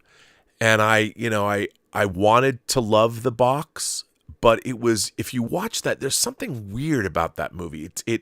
I don't think it entirely works, but I like it. If that makes any sense at all. If you guys haven't seen The Box, it's, how do I say this without ruining it? But there's a strange man, I believe in the movie it's Frank Langella, and there's a strange man, and he comes to your house with an offer. He brings you a box that has a button on it. And I don't remember the exact, because I might be mixing this up with the TV series. But like, if you open up, it's got in the TV series, it has a plastic thing, a dome on top. And you can open the box, and if you hit a button, the button that's on this box, you get like $1 million.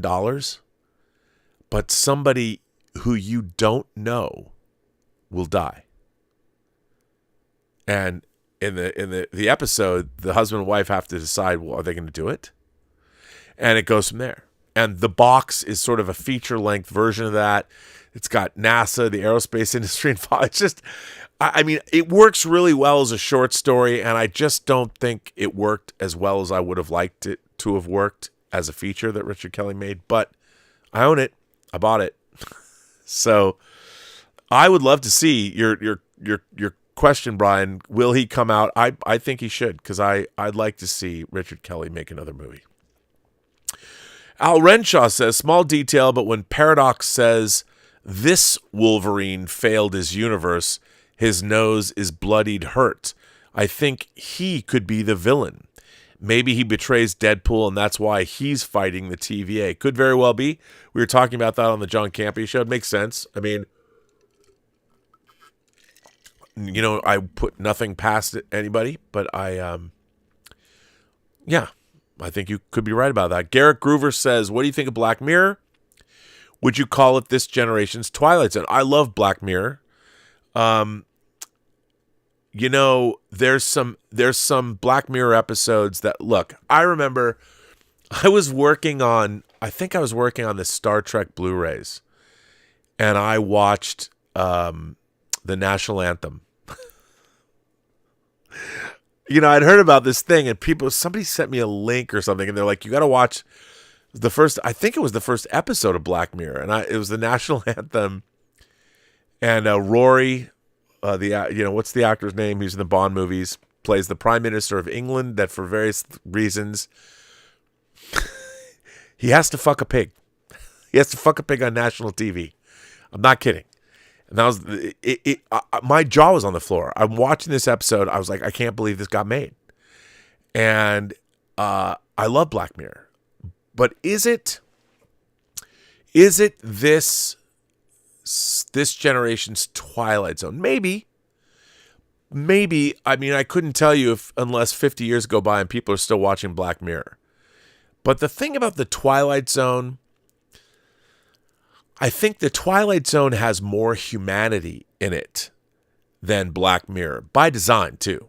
By design. I mean, Black Mirror has a mean, cynical streak to it that the Twilight Zone didn't have. I mean, the Twilight Zone there's some episodes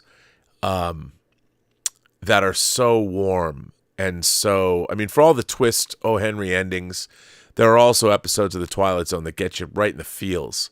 And, to say that there's been episodes of Black Mirror like San Junipero that are amazing, that do the same thing, but I think in a different kind of a way.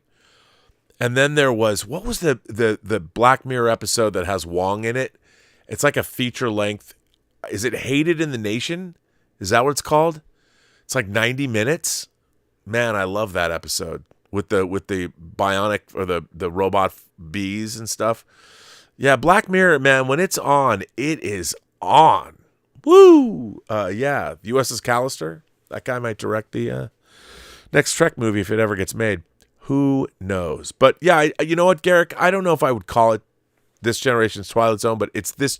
I think it's a very defining show about our age, if nothing else. Chairman Meow says, "Are you still drinking water out of that big glass? Are you on the mend?" No. Look, I love alcohol. I will always work on my alcoholism, I promise. But, I like water. Plus, to be honest, the last 2 days, I've been moving big furniture pieces and moving all this stuff around from our office and bringing it here, and I was doing it pretty much by myself. I am a hurting unit. I'm aching, and I was sweating profusely. So that's I do not crave beer. I do not crave whiskey. I craved water. So that's what you do. Garrett Groover says, also, helicopter accidents aside, what do you think of Twilight Zone the movie? Not much. I love you want to see something really scary opening? I mean, if you think about it, Twilight Zone the movie, they remake It's a Good Life, Nightmare 20,000 Feet, and Kick the Can. And it's like, really? I mean, they're all, look, you're watching Spielberg direct, you're watching George Miller direct, you've got Joe Dante directing, and it's all fun. That's all, Ethel. But I don't, and Goldsmith's score is great. But I'm like, it was fine. I remember that movie that movie's 41 years old. I was just, the disaster notwithstanding, as a movie, I found the whole thing rather disappointing. While I thought John Lithgow was great as William Shatner in 20,000 Leagues, or Nightmare at 20,000 Feet, and George Miller did a great job directing it. I'm like, you took 3 classic Twilight Zone episodes, and it's like, well, even Spielberg's Can, it was certainly emotional, but I don't know if it was better than the original. It was kind of I don't know if it worked. So I didn't love it. As a dyed-in-the-wool, Twilight Zone's one of the most important pieces of entertainment in my life, and just in terms of how it shaped me and how it taught me about storytelling. But to be fair, I haven't seen it in forever. So maybe if I went back and watched it now, I'd feel differently, but probably not. But I do love Midnight Special. I love opening with Credence. I love that whole thing. That was so much fun. And that's the problem. When the opening 5 minutes of your movie is better than the rest of the movie, I don't know. I hope it's not your favorite movie. But Darth Plato says, I'm concerned about the line, more about the audience, less about the auteurs. This reminds me of School and the mantra from postmodernists. Sage on the stage becomes guide by the side. This is poison in School. Is this the same thing for Netflix? Well, we're going to get into that in the next article, Darth, and I think you might be right. Garrett Groover says, as a Star Trek fan, what do you think of the Lost in Space franchise? Well, I'll tell you, the new Netflix shows, I really liked.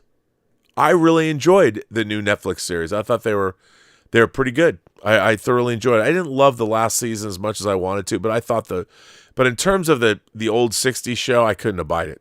As a kid, I'm like, these people have talking carrots in an episode. I always saw Lost in Space, and I know people love it, and it's terrible, and John Williams did music for it, and I know it's terrible to say this. I did not like Lost. I watched Lost in Space, but I tolerated it. I did not love Lost in Space. And no, I will not be buying The Shout Factory, Lost in Space, that Akiva Goldsman wrote, the feature film with William Hurt. No. Garrett Groover says, last question, what other Polanski movies do you recommend beyond Rosemary's Baby and Chinatown? Well, there's Tess, very different movie, his version of Macbeth, and I love The Ninth Gate. Man, do I love The Ninth Gate. I also love The Ghost Rider. A lot of people don't love The Ghost Rider, but I love Ghost Rider. I do. Fearless Vampire Killers, one of those movies I used to go see in the theater when they showed at the Revival House. But yeah, I love The Ninth Gate. It's so good. Frank Langella, Johnny Depp, and yeah, I loved it. Love it. But perhaps the greatest Roman Polanski movie, other than Chinatown, other than Rosemary's Baby, what is my favorite Roman Polanski movie? Bitter fucking Moon, yo. Yes. Get yourself some Bitter Moon. I love Bitter Moon, and it's got a Vangelis score. You got to watch your Bitter Moon. That's all. And you know what? I kind of like Frantic. But Bitter Moon, you got to get the movies that star his wife. So Frantic's one of them. Bitter Moon. Emmanuel Sanger. Is that how you pronounce her name? Sanger. And Kristen Scott Thomas and Hugh Grant. If you haven't seen Bitter Moon, what's wrong with you? No, those are. I think Bitter Moon's. It's not late 80s. It's early 90s. Frantic is like 86. But yeah, I mean, in terms of and look, they don't have the classic status, okay, that Chinatown and Rosemary's Baby have. They're two of my favorite movies of all time. But Bitter Moon, The Ghost Rider, Ninth Gate. Those are, yeah, you got to get those. Those are, but I love Bitter Moon. I love Bitter Moon so much. The only way you could get it on Blu-ray for the first time when it first came out was the Japanese Blu-ray, which I still have. But the thing is, when you buy Japanese discs, were they going to have English subtitles? But yes. So check that out. Chairman Meow says it's 2025 and 20,000 Leagues Under the Sea has been commissioned. Who's the cast? Captain Nemo. Oh man, I don't know, Chairman Meow. Actually, I know somebody who's working on a 20,000 Leagues Under the Sea remake, and they want to make it in the most unlikely of places, which I've joked about with them. Captain Nemo. Mads Mikkelsen. I know it's probably cliche to say, but I think he'd make a great Captain Nemo. I really do. You need somebody, or you know what, Jeremy Irons. I love Jeremy Irons. I've loved Jeremy Irons for a long time. I mean, Reversal of Fortune. What do you get a woman who has everything? A bottle of insulin. Oh, people are like, what? It's just, I'm telling you, man. I'm telling you. I think I'm caught up. Let me make sure that I've sometimes I crack myself up and people are like, what are you talking about? What are you talking about? Let's see if I Chairman Meow, Garrett Groover, Al Renshaw, Paradox. You might be right about that. I think oh wait, Coach Sipping Jamba Juice says, as I've gotten older, I become more of a reader. However, I like reading scripts more than books. It's more direct and has less fluff. Am I weird? Well, are you weird? Only because there's so many scripts that aren't good. I don't think that's weird. But, Coach, if you like reading scripts, you know what? Just you're reading. I just think that there's so many good books. Scott Bartholomew says that the pandemic contributed to what Seinfeld said. You might be very right. That's probably, I bet you're not wrong. I bet you're not wrong about that.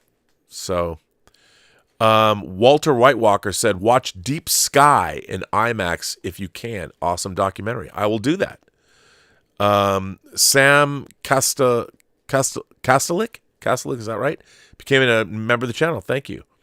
Walter Whitewalker says, finally, bro, For All Mankind Season 5 and a Star City spinoff coming soon. I can't wait. Cannot wait. Very, very excited. Very excited. Now let's jump into this Dan Lin article in the New York Times that I wanted to read, because we this is a new thing and there's a lot to unpack here. So Nicole Sperling wrote this, reporting from Los Angeles. This is from the New York Times on April 14th. Back in, say, 2019, if a filmmaker signed a deal with Netflix, it meant that he or she would be well paid and receive complete creative freedom. Theatrical release, not so much.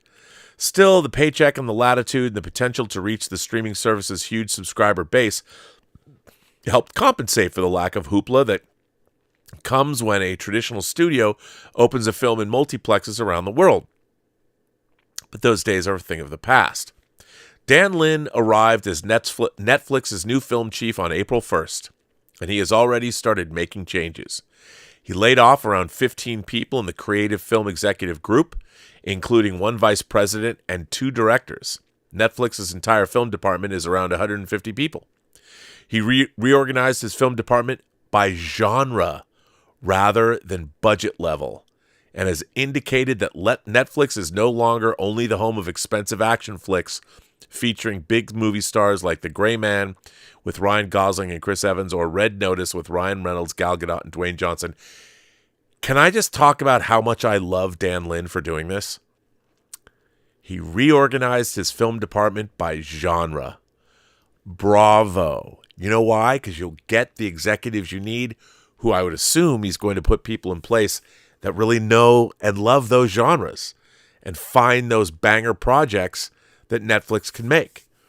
Maybe a project that I dreamt of making myself, Clifford D. Simak's 1963 Hugo Award-winning science fiction novel Waystation, that I think Matt Reeves and his boys are going to make, but they're going to turn it into a sci-fi epic. And I'm like, it's not a sci-fi epic. It's a quiet story that's epic in scope, but it's limited in scope as well. But that, man, I'd love to see Netflix do that. Again, people are like, what? Waystation? By the way, this is if you guys want to read a good science fiction novel, classic because it was written in 1963, but the idea behind Waystation is so good. It's such a great story. I recommend anybody to read it. People are always telling me they write stuff down that I say on the show. Read Clifford Simak's 1963. They recently, I want to say within the last 10 years, they republished it in a like an oversized paperback. It's a quick read, fast read. It's so much fun. It would make such a great movie. And please, everybody, practical effects. Practical. It's like Holly in Logan's Run. Dark hair. Tell him to give you dark hair. The New You shop, when Logan goes into the New You shop to have a new face, or he isn't going to really get a new face, but he just wants to see if they would give him a new face on his last day. He's doing some good detective work, Logan. But anyway, Clifford D. Simak's Waystation, if they make the movie, I know CGI would make it so much easier, but hire somebody to do some great practical creatures. I mean, you could fill that with a whole potpourri of aliens, and you should. Anyway, I love that Dan Lin is organizing by genre. I mean, I saw the new J-Lo horror trailer, like, I forget what it's called, like Alphaville. No, it's not called that. What is it called? Somebody help me out in the chat. I don't know. But, looked all right, but kind of a pastiche of stuff we've seen before. Maybe it's good. Simu Liu's in it. Rather, Mr. Lin's mandate is to improve the quality of the movies and produce a wider spectrum of films at different budget levels, the better to appeal to the varied interests of Netflix's 260 million subscribers. He will also be changing the formulas for how talent is paid, meaning no more enormous upfront deals. Good for you, Dan Lin. In other words, Netflix's age of austerity is well underway. The company declined to comment for this article. Now that Netflix has emerged as the dominant streaming platform, it no longer has to pay top dollar to lure auteur filmmakers like Martin Scorsese, Alfonso Cuarón, and Bradley Cooper. It also helps that some of the big studios are, again, allowing their films to be shown on Netflix not long after they appear in theaters, providing more content to attract subscribers. The latest list of the 10 most watched English-language films on the service featured 6 produced outside of Netflix. Mr. Lin's predecessor as Netflix's film chief, Scott Stuber, took the job in 2017 when the company had no track record as a place for original movies. To succeed, Mr. Stuber, who had once been the vice chairman of production at Universal Pictures, spent lavishly on talent, promising filmmakers near-complete creative freedom and hefty budgets. It worked. See, here's the thing.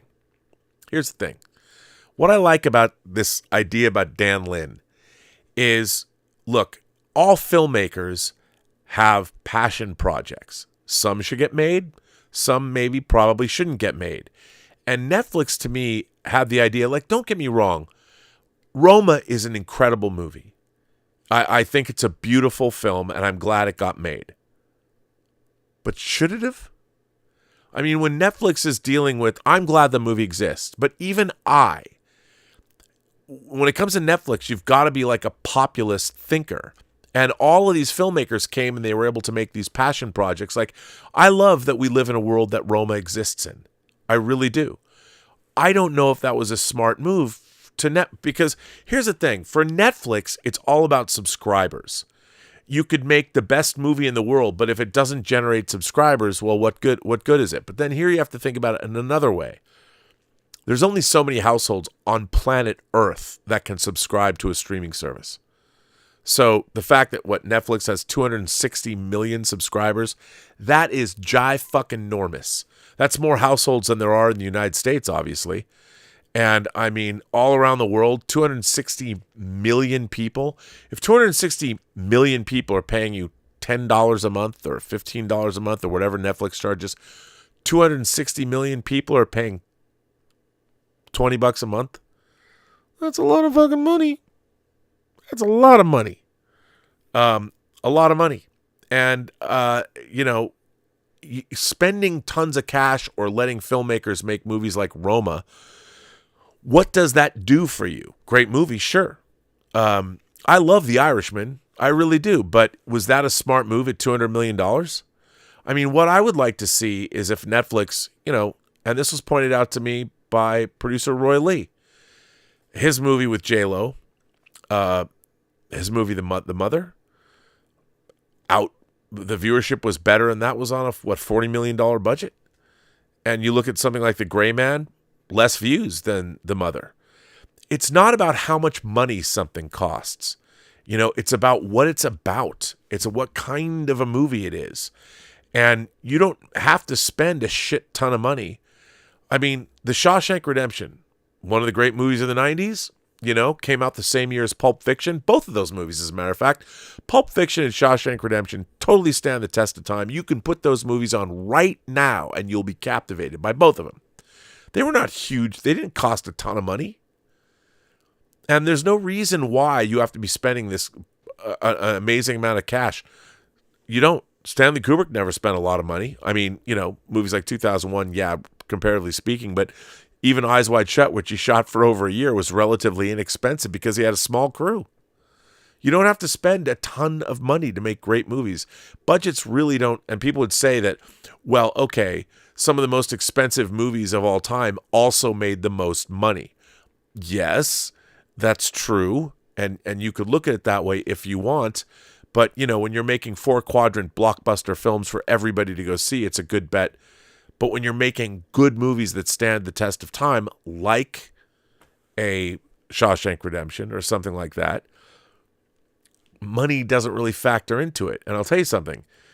I mean, if Shawshank Redemption's on your streaming platform even 30 years after the fact, can you believe movies like Pulp Fiction and Forrest Gump and The Crow, they're all turning 30 years old this year? That's crazy.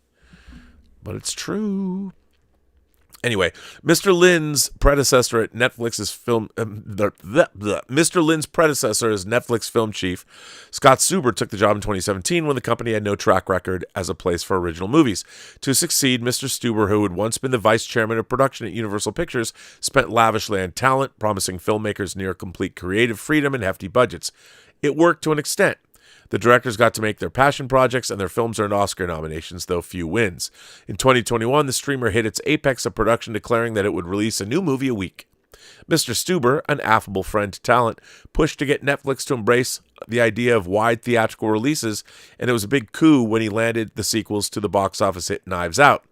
In a $465 million deal, which some thought could nod in a change in direction, it never came to be. Now, let me just say this. Netflix is not in the business of theatrical releases, but I think they should have been, and Glass Onion was the way to do it. They were coming out on a successful franchise property. They spent a lot of money to make two of those movies. Rian Johnson banged out Knives Out, which was terrific. Glass Onion was a Knives Out mystery. They could have put that in theaters and maybe made $500 million. Now, I know with Netflix, it's not part of their business model, but every movie gets added value by being in the theater if it's good. Glass Onion would have made $500 million worldwide. They had an anemic theatrical release. They did it, but they didn't go whole hog and do it when they should have. And if that movie had made $500 million, more people would have wanted to go to Netflix to see it because it has that much better credibility because it's a theatrical release. I don't know if Netflix is ever going to do it, but this was the movie they should have, and they punked out. I think they put it in 700 theaters or some anemic shit like that. They shouldn't have done that. If you're going to do it, do it. Don't halfway commit to anything. You don't go halfway in. You go balls deep. I mean, you know what I mean? And if you're going to do a theatrical release, do that. Don't go halfway. Nobody likes it. Nobody's ever satisfied. So go all the way. Under Mr. Lin, who once ran production at Warner Brothers and produced such hits as Aladdin for Disney and the It and Lego movie franchises, the aim is to make Netflix movies better, cheaper, and less frequent. Mr. Lin, who declined to comment for this article, also wants his team to become more aggressive producers, developing their own material rather than waiting for projects from producers and agents to come to them. Fucking men. According to two people familiar with his thinking, who spoke on the condition of anonymity to discuss internal communications, this approach, the thinking goes, should help them have more say over the quality of their films. Hey man, I'm available, I'm just saying. Netflix was considering its pay structure, or reconsidering its pay structure before Mr. Lin's arrival. Since the company began sharing performance metrics last year, there have been discussions about basing pay for filmmakers and actors on a film's performance, similar to how the traditional studios reward them when movies perform well at the box office. Yet, a more economical approach to budgets, along with Netflix's continued aversion to releasing films in theaters, has some producers and agents in Hollywood griping that a streaming service is no longer a top choice when trying to find a distributor for their films. Several high-ranking filmmakers who made movies for Netflix moved on for their next projects. After making The Irishman for Netflix, Mr. Scorsese jumped to Apple TV for Killers of the Flower Moon. Maggie Gyllenhaal is making The Bride at Warner Brothers after directing her first film, 2001's The Lost Daughter, for the streamer, and Scott Cooper, who directed The Pale Blue Eye for Netflix in 2022, I love that movie, is taking his highly anticipated Bruce Springsteen biopic starring Jeremy Allen White to 20th Century. New films by Netflix loyalists Guillermo del Toro and Noah Baumbach are both in production for the service. Netflix recently declined to bid bid on the rights to a short story that Millie Bobby Brown, the star of Netflix's Stranger Things and Enola Holmes films, is attached to. Two people familiar with the matter said it is also no longer moving forward with a film by Kathryn Bigelow based on David Koepp's apocalyptic novel Aurora. The director left the project a few months ago. That's too bad. I love Kathryn Bigelow, and she's 70 now. You go, Kathryn Bigelow, and please, Disney, 4K of Strange Days, man. And Second Sight, do you have Near Dark? Because please give us that too, in 4K. Edward Berger, who directed All Quiet on the Western Front, which won 4 Oscars for Netflix, has been complaining that the service is demanding budget cuts on a film he's trying to put together with Colin Farrell, according to 3 people with knowledge of the deal, who spoke on the condition of anonymity because of the delicate situation. A spokesman for Mr. Berger declined to comment. Shortly after Mr. Stuber left the company, Bella Bajaria, Netflix's chief content officer, gathered members of the film staff in a conference room and told them that the quality of their movies needed to improve. according to 3 people with knowledge of the meeting who spoke on the condition of anonymity to describe the internal communications. She also indicated that if they weren't comfortable with moving in different directions, they might want to consider leaving the company. One thing that does not appear to be changing anytime soon is Netflix's strategy regarding theatrical release, a bone of contention with some filmmakers and stars, not to mention theater owners. I've never understood this about Netflix. How do you spend $200 million on a movie, money that you're never going to get back? I don't care how many subscribers you have because you have to pay for everything else you're making. Why would you blow $200 or $220 million on a movie that you're never going to see a dime from? That seems ridiculous to me. If you make a $220 million movie, put it out theatrically worldwide. Get your money back because, it's not like you get your money back. And if you're not, then it's all money you never would have had. You never would have got, even if a $200 million movie made $50 million and you spent $25 million to put it in theaters or whatever, that's still $25 million you won't get back. I don't understand the economics of that. I don't. The data from the pandemic is clear that movies released only to streaming don't get the awareness of and pop of a movie that was first released theatrically, says John Fithian, the former president and chief executive of the National Association of Theater Owners. I got to say, I had never heard of John Fithian's name until I went to CinemaCon, and I've never heard a bunch of people speak more highly of a dude my entire life than they spoke about John Fithian.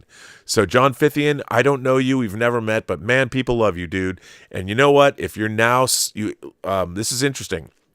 John Fithian, the former president and chief executive of the National Association of Theater Owners and founding partner of the Fithian Group, which advises clients on ways to support the cinema experience. Almost all of the most watched movies on streaming services are movies that were first released theatrically. You listen to John Fithian. He knows of what he speaks, and I know that because other people said so. And I trust those other people. But John Fithian knows. Every movie that is successful theatrically gets more of a bump when it finally goes to a streaming service. Why you don't want to deal with that? You know what? Dan Lin knows that, though. Yet in many ways, the creative community are rooting for Mr. Lin. With the business consolidating, they are desperate for Netflix to continue buying movies. The hope is that with renewed focus, Netflix may greenlight movies that the studios would say no to and provide a home for more romantic comedies and mid-budget character studies in Hollywood's shifting landscape. A correction was made April 14th. An earlier version of this article misstated John Fithian's former job titles as the National Association of Theater Owners. He was the president and chief executive, not the chairman. Well, there you go. John Fithian, they've corrected. They made sure that you were given the credit you deserve. So, to wit, Dan Lin is having executives who are covering by genre. Yes, please. I mean, let's get people who know their horror. Let's get people that know their romantic comedies. Let's get people that know their science fiction and dramas and action and historical, whatever. That's important. And I love this idea. And you know what? It's not about the budgets. It's about the stories that are being told. And you can have big budget stories or low budget stories. Hell, you know what? Get Roger Avery in there. Let's finally have somebody do Bret Easton Ellis's Glamorama. Come on, make a call. Make it happen. I've wanted to see that movie for a long time, and Roger Avery had the rights. I know Roger Avery had a little, bumps in the road and all that, but he's got his Oscar for Pulp Fiction. I like Rules of Attraction. Come on, man. He did a great job with that. Roger Avery, Bret Easton Ellis's Glamorama. Make it happen. Make this man happy. Or Glenn Duncan's The Last Werewolf that Scott Freeze had for a long time. That's a trilogy. Werewolves in a James Bond-like adventure. Come on. And please, somebody, please. Jonathan Mayberry's Joe Ledger series. A book. If you guys can make Reacher, give me Joe Ledger. Give me Tom Clancy Meets the X-Files. Come on, man. Those books rule. And Jonathan Mayberry announced that the next one's not coming out till March of 2025. The last one he wrote, the 13th novel, Cave 13, was a banger. That book was great. I mean, the 13th book in the series to be as good as it was, I was surprised. Anyway, I don't even know what I'm talking about. Neither do you. But what Dan Lin's doing at Netflix, I'm very excited about. I think it's worth, and this is not me, like people are like, Rob, you're just sucking some guy's dick you don't even know. No, it's not about that. It's about the fact that I just want to see good movies. I'm running out of things. I'm getting depressed because I bought The Cat and the Canary. You know when The Cat and the Canary was made? Like 110 years ago. No, it wasn't made that long ago. It was made a long time ago. And that's what I'm getting excited about buying. Not to say it's not a great movie to get and it's not a great Blu-ray, but, classic. I'm going back and getting classic titles. I wish I was the only movie, the movie that I'm most excited. There's a lot of great movies coming out this year, but the movie that's going into production that I'm most excited about right now is Andy Weir's the adaptation of Project Hail Mary with Ryan Gosling. Everyone's heard me say a million times, I love that book. I love that book. I read it in one sitting. You should all read it too because it's so good. I can't wait to see that with Lord and Miller directing. Oh my God. How exciting. It's very exciting. But anyway, I think what Dan Lynn's doing over at Netflix is worth looking into. Let's see what he does. Give him a year, give him 6 months or whatever. Let's see what he makes. And I like his approach because he's the kind of guy that will make sure that good filmmakers and good scripts get made. And that's all we really care about at the end of the day. Great scripts, great entertainment. Now I'm going to end this show with, I want to talk about something that I'm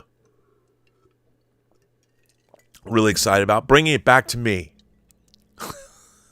So, as many people know, I've been working on a film with Gabe Bologna, the director of Tango Shalom, his new movie that was actually an older movie that we've resurrected called White Devils. And we're finishing it up.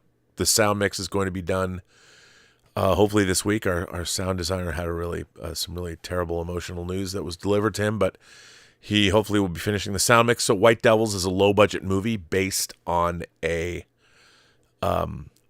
pretty famous South African play. Reza DeWitt wrote it, no longer with us, called Deep Grond.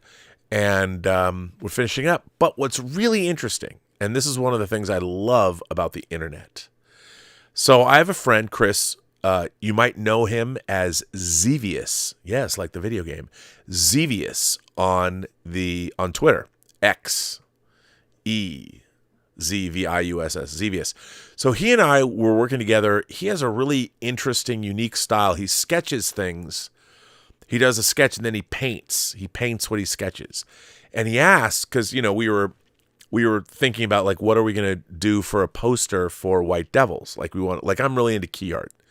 And as I told you guys before, I wrote with Gabe, but I basically came up with the ad line for White Devils, which is, in a dying land, all the graves are warm. That's the ad line that I came up with. Thank you. Maybe I should go into copywriting. I don't know. But so I gave Xevious, he actually said, I'd be interested in maybe taking a shot at doing a movie poster for you. And I already loved his work. Working with him as a storyboard artist, he's done a number of book covers. So I wanted to just talk about the creative process and show you guys a glimpse into coming up with a poster. So I just gave Chris the movie. I gave Xevious the movie. I said, hey man, here's the movie. And I'm not going to say anything and see what you come up with.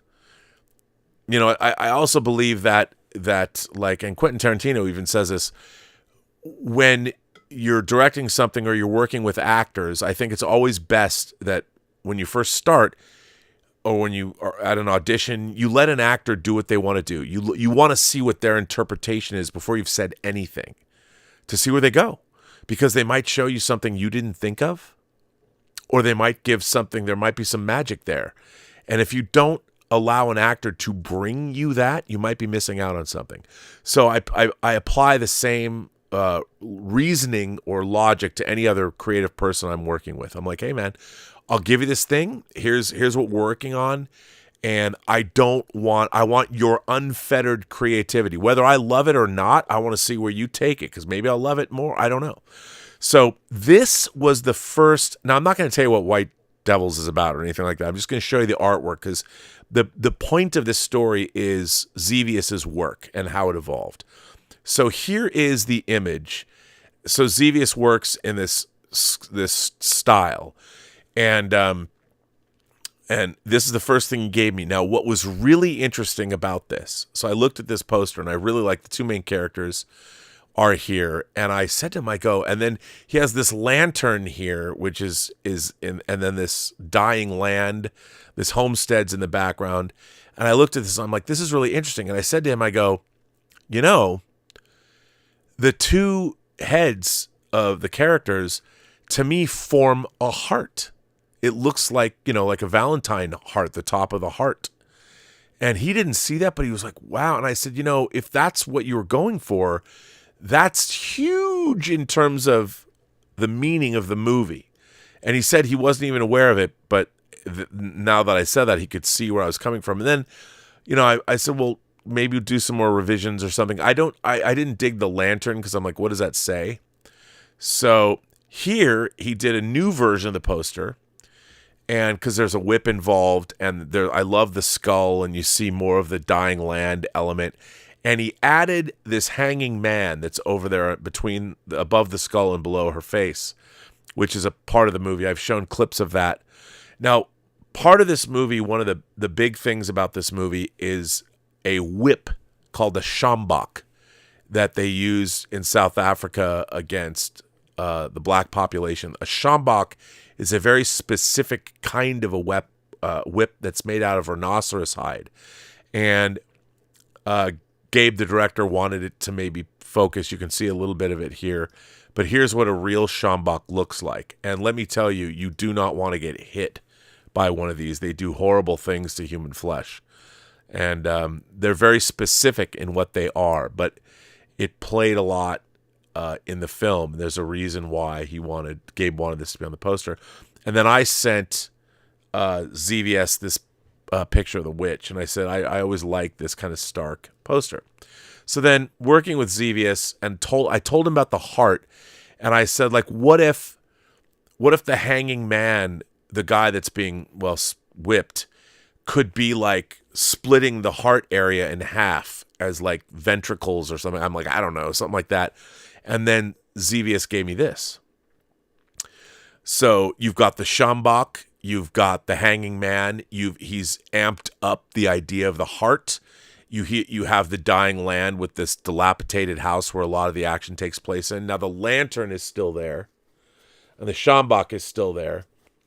But, you know, I thought that there's more stylization that we could use. And then you can see that there's notes that he's given me and stuff, and it's really interesting. And then he did something fascinating. So Zevius sent me these things, and he said, take a look at this. And he sent me these two images. Now, you might recognize, obviously, the Scarface one sheet, and I knew what the way the white and the black work. And then this is the logo for the band Love and Rockets, which, you know, 7th Dream of Teenage Heaven, their first album. You know, Love and Rockets was part of Bauhaus and the Tones on Tail, and then the band Love and Rockets. I'm a huge fan of Love and Rockets. And then there's Express. I don't know if this is off the cover of Express, but I love what he was going with this. And then he gave me this. He sent me this as well, of the heart bisected by the hanging man, you know, obviously using these things. And I'm like, bruh, you know, I love where you're going with this, my friend. And then he gave us, you know, another version of the poster. But still we had the lantern. And I just think the lantern didn't bring us. What does a lantern say? It just says there's a lantern, the sjambok, and the house, and you know. But it wasn't, you know, it wasn't where we wanted it to be. It was getting there, but it was still. I liked the bisecting the body and all that. But then he did another version where you've got the sjambok in here. I'm like, okay, the skull. There's a grave in front of the house. There's the shovel the grave was dug, and you see the sjambok. But then we're looking at this going, the sjambok doesn't really work anymore, because I think you don't even need it, because if somebody's hanging and bloody and you kind of understand they've been whipped or whatever, but and then the grave thing I didn't think really worked that well, but this image was really striking. And again, these are his sketch versions. He goes and does fully painted artwork later. But then he gave he was showing me this, you know, and how that worked conceptually. And then we talked about getting rid of the lantern and having illumination from illumination from the below, from inside the grave where the lantern was in the first place. And then he gave me this. And as you can see on the right next to the house, he added crosses. You've got the illuminated grave from underneath. You've got the shovel. And I'm like, bro, this is pretty much, I love this. And I wanted to, White Devils, I didn't want to see the skull obscured.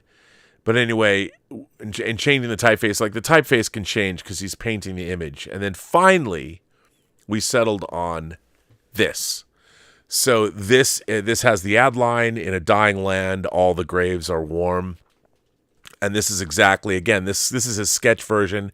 So this is the approved design that Xevious did, starting from this, which was the first thing he did, and winding up with this as the final version, with the grave and the skull and the crosses and the shovel and the hanging man who's being whipped to death, and no Shambach.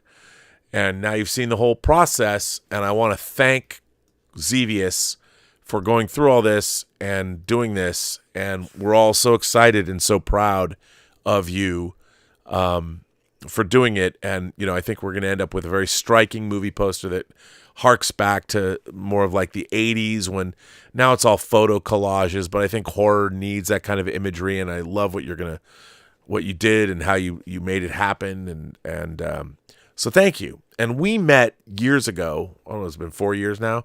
We met on the internet streaming, and I've watched his work, and he's always done some really amazing stuff. So shout out to you, shout out to your creativity, shout out to all the work you've done, not just for me, but for everybody. And, he did the graphics on Midnight Metal of me and Dave, and he did the graphics for Let's Get Physical Media.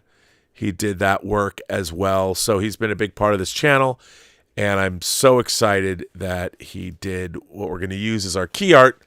When this is fully painted, I look forward to seeing what it looks like when it's finished. And thank you. So thank you to Xevious for doing that. You're an amazing man.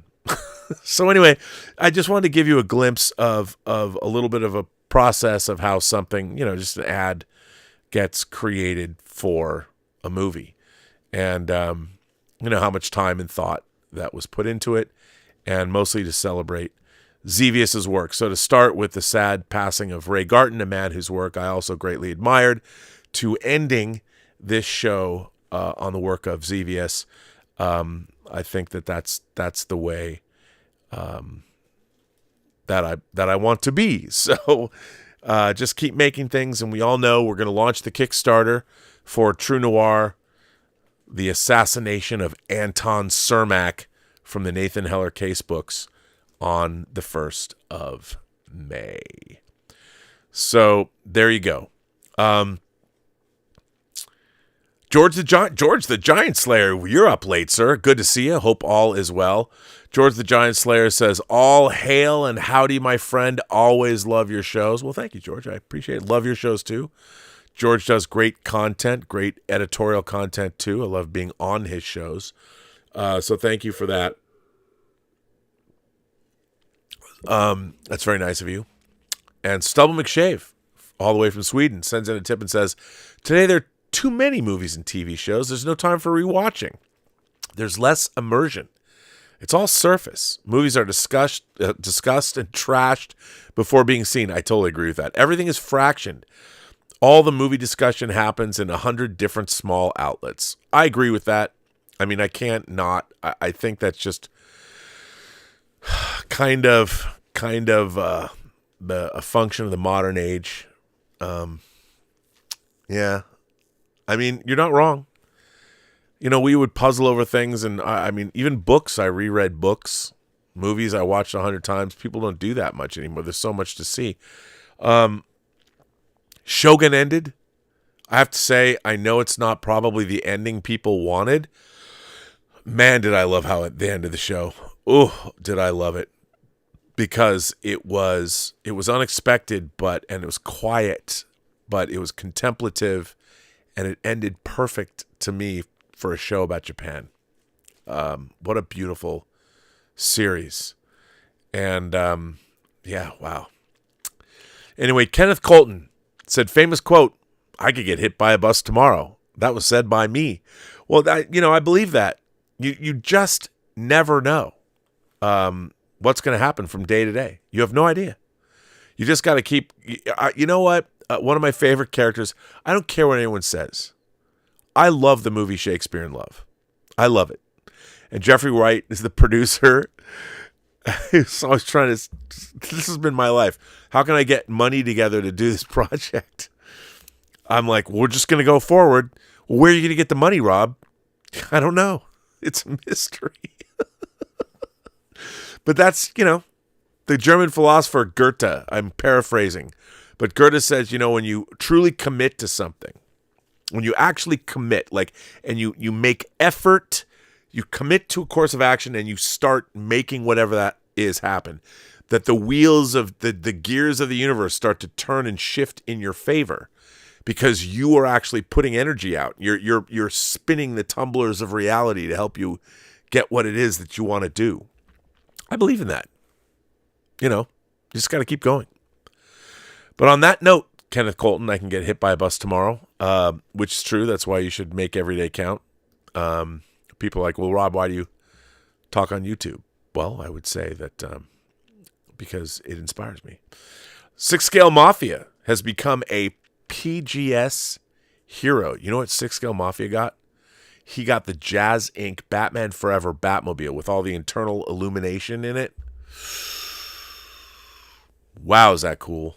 Man, it really is. So, yeah. On that note, happy anniversary, Horus and Amy. Hope you have a good night. You're probably still out celebrating.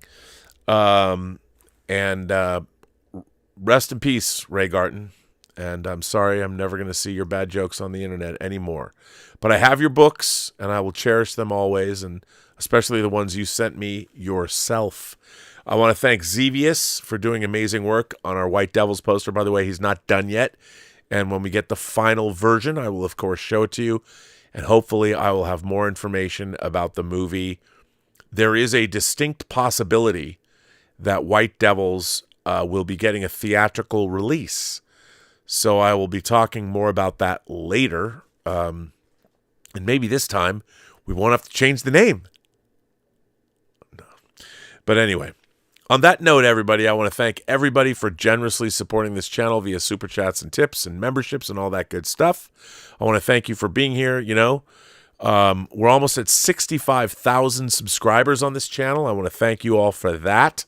Hit that like button, get those analytics up. I know I'm 45,000 away, but I really want, or wait a minute. No, I'm not. I'm 35,000 away.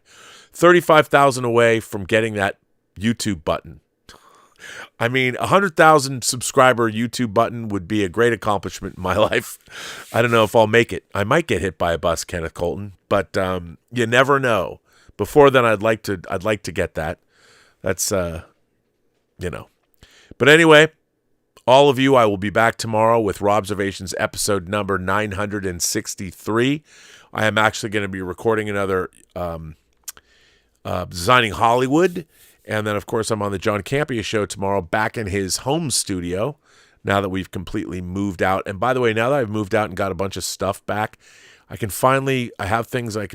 have enough shelf space to put stuff up, and maybe I'll finally do a collection video because everyone's asking me about that. So I'll do that. And on that note, well, what else can I show you? I don't know. I got nothing more to say. Go Dan Lin. Give us some great movies. I can't wait. On that note, remember, every person you meet has a story to tell that you have yet to hear. And all you have to do is listen. And with that, I say, have a better night. Oh, and thanks, Tom Jr. Jackson, for being the moderator that you are. You're a great moderator. You make this channel better than it has any right to be, and that's partly because of you, sir. So thank you for that, Tom. I appreciate it from the bottom of my heart. I really do. And I could talk about you all night long if you wanted me to. But, I might say something that embarrasses you. So anyway, Tom Jr. Jackson, here's to you, buddy.